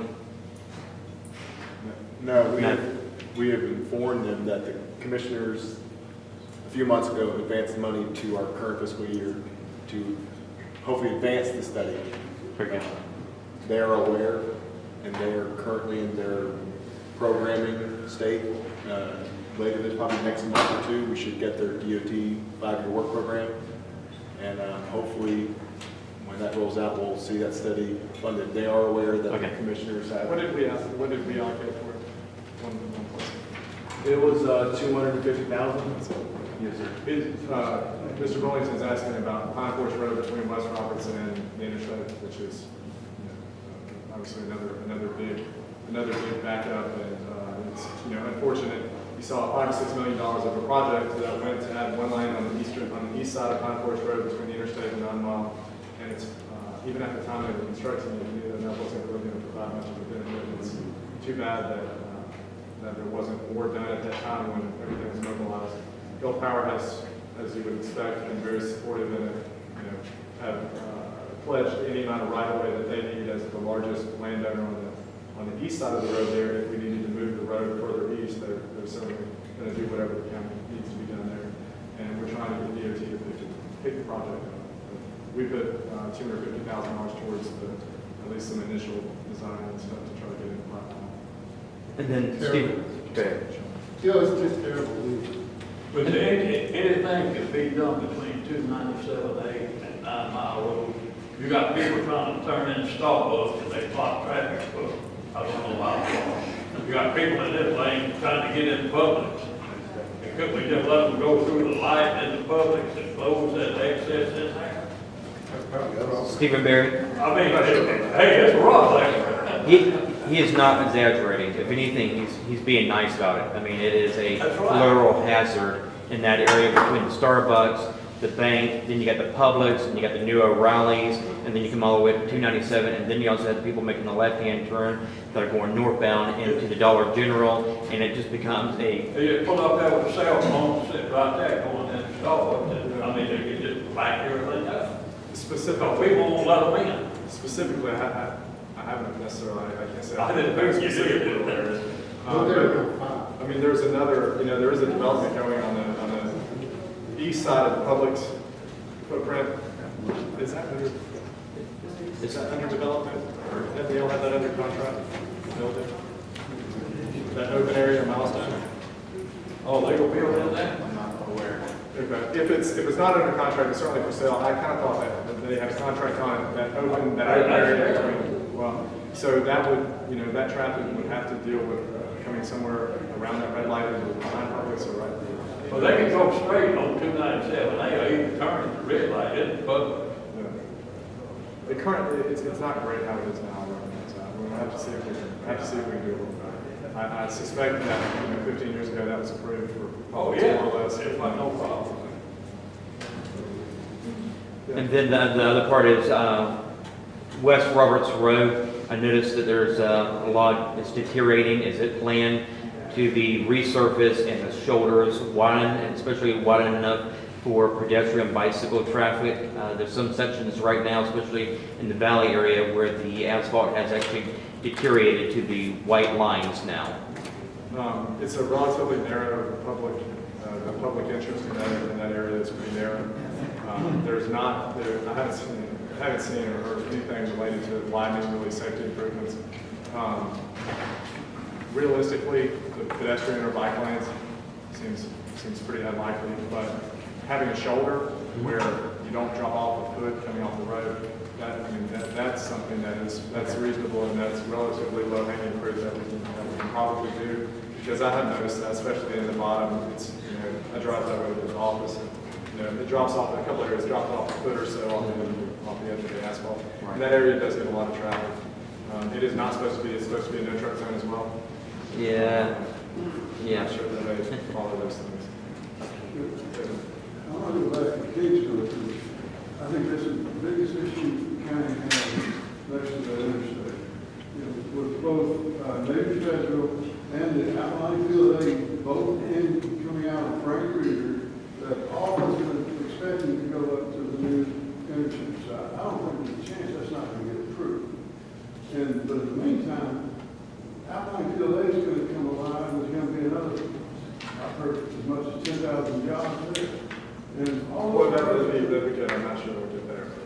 Well, I don't know what it is, but it's going to be a lot.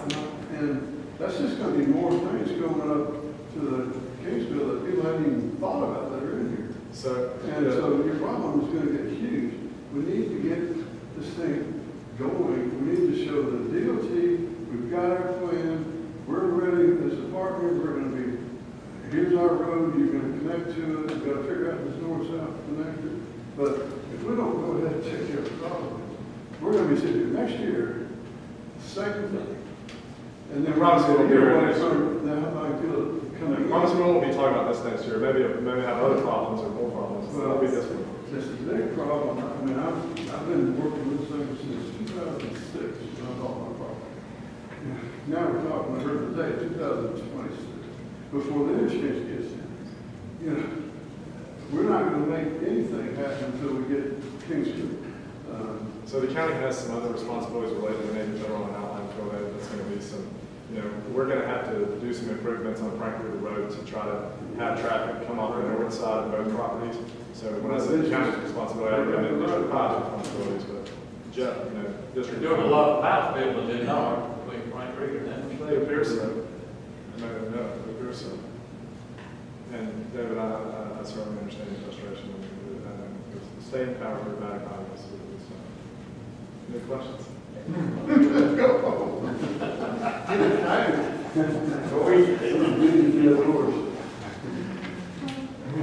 A year ago, almost, from the 1st of November, the Board of County Commissioners, on your motion, approved unanimously and enthusiastically putting in the Gamefield Road extension all the way to the Beulah Road at the appropriate point.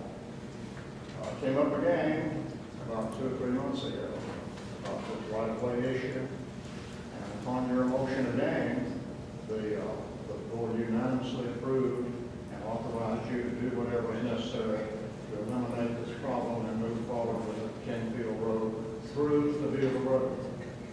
Now, the question is what's changed? Well, haven't gotten the deal done with the Crosby's yet. So the other meeting we talked about is where I referenced the eminent domain public. Yes. Yeah, and the board, like you said, the board is supportive of it.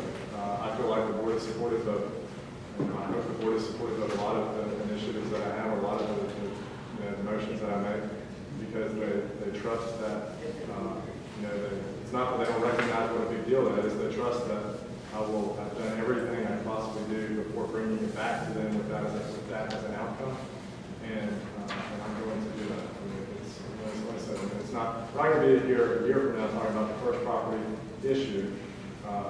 If we have to do eminent domain, if that's what I have to take back to the board, it will be the short version, which the municipality takes, and then it's litigated or arbitrated for what the value of the property was.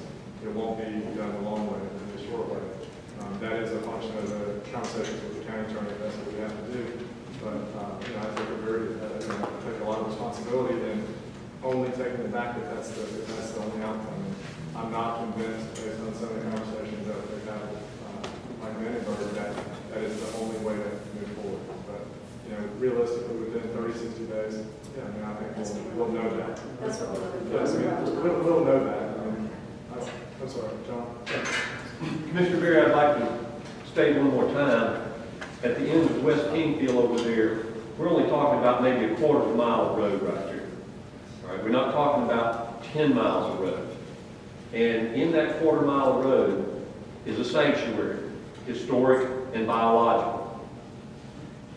Let's not be so focused on using this trail that's existed for hundreds or thousands of years, instead of taking an alternate route one side to the other, a quarter mile, a half mile, or whatever, and run across some other place. Because, you got the full length here of Beulah Road to work with. So there's plenty of places we can come across, I'm pretty sure, that's not going to impact people, trees, or communities.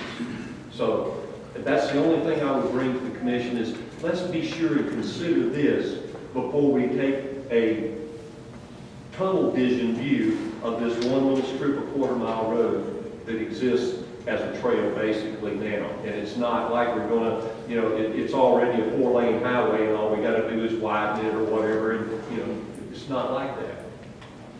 We're taking a road that leads nowhere currently, basically when you come to that first hard left, and trying to make it into a thoroughfare. It is a thoroughfare. Well, I mean, we live on that road, yes, ma'am. and it is a thoroughfare. I understand that. Yeah. We're talking about a 4-lane highway or a 2-lane with curbs and all this stuff. If we can make the traffic stop, we'd be fine. Sure. Well, and my proposal for that one little quarter mile strip is to make it what I think some of you folks wanted was a limited access area, and possibly you might be willing, more amiable towards donating that as a sanctuary area with 10 foot of each side of the road where the trees are, so that people can enjoy it, have a running trail with the different exercise points set up along the way. Make it something that attracted to people instead of something that's just going to be destroyed. That's all I got to say. As much flexibility as we're going to have, I certainly, okay. We'll certainly try to exercise as much as we can. Thank you. Any questions?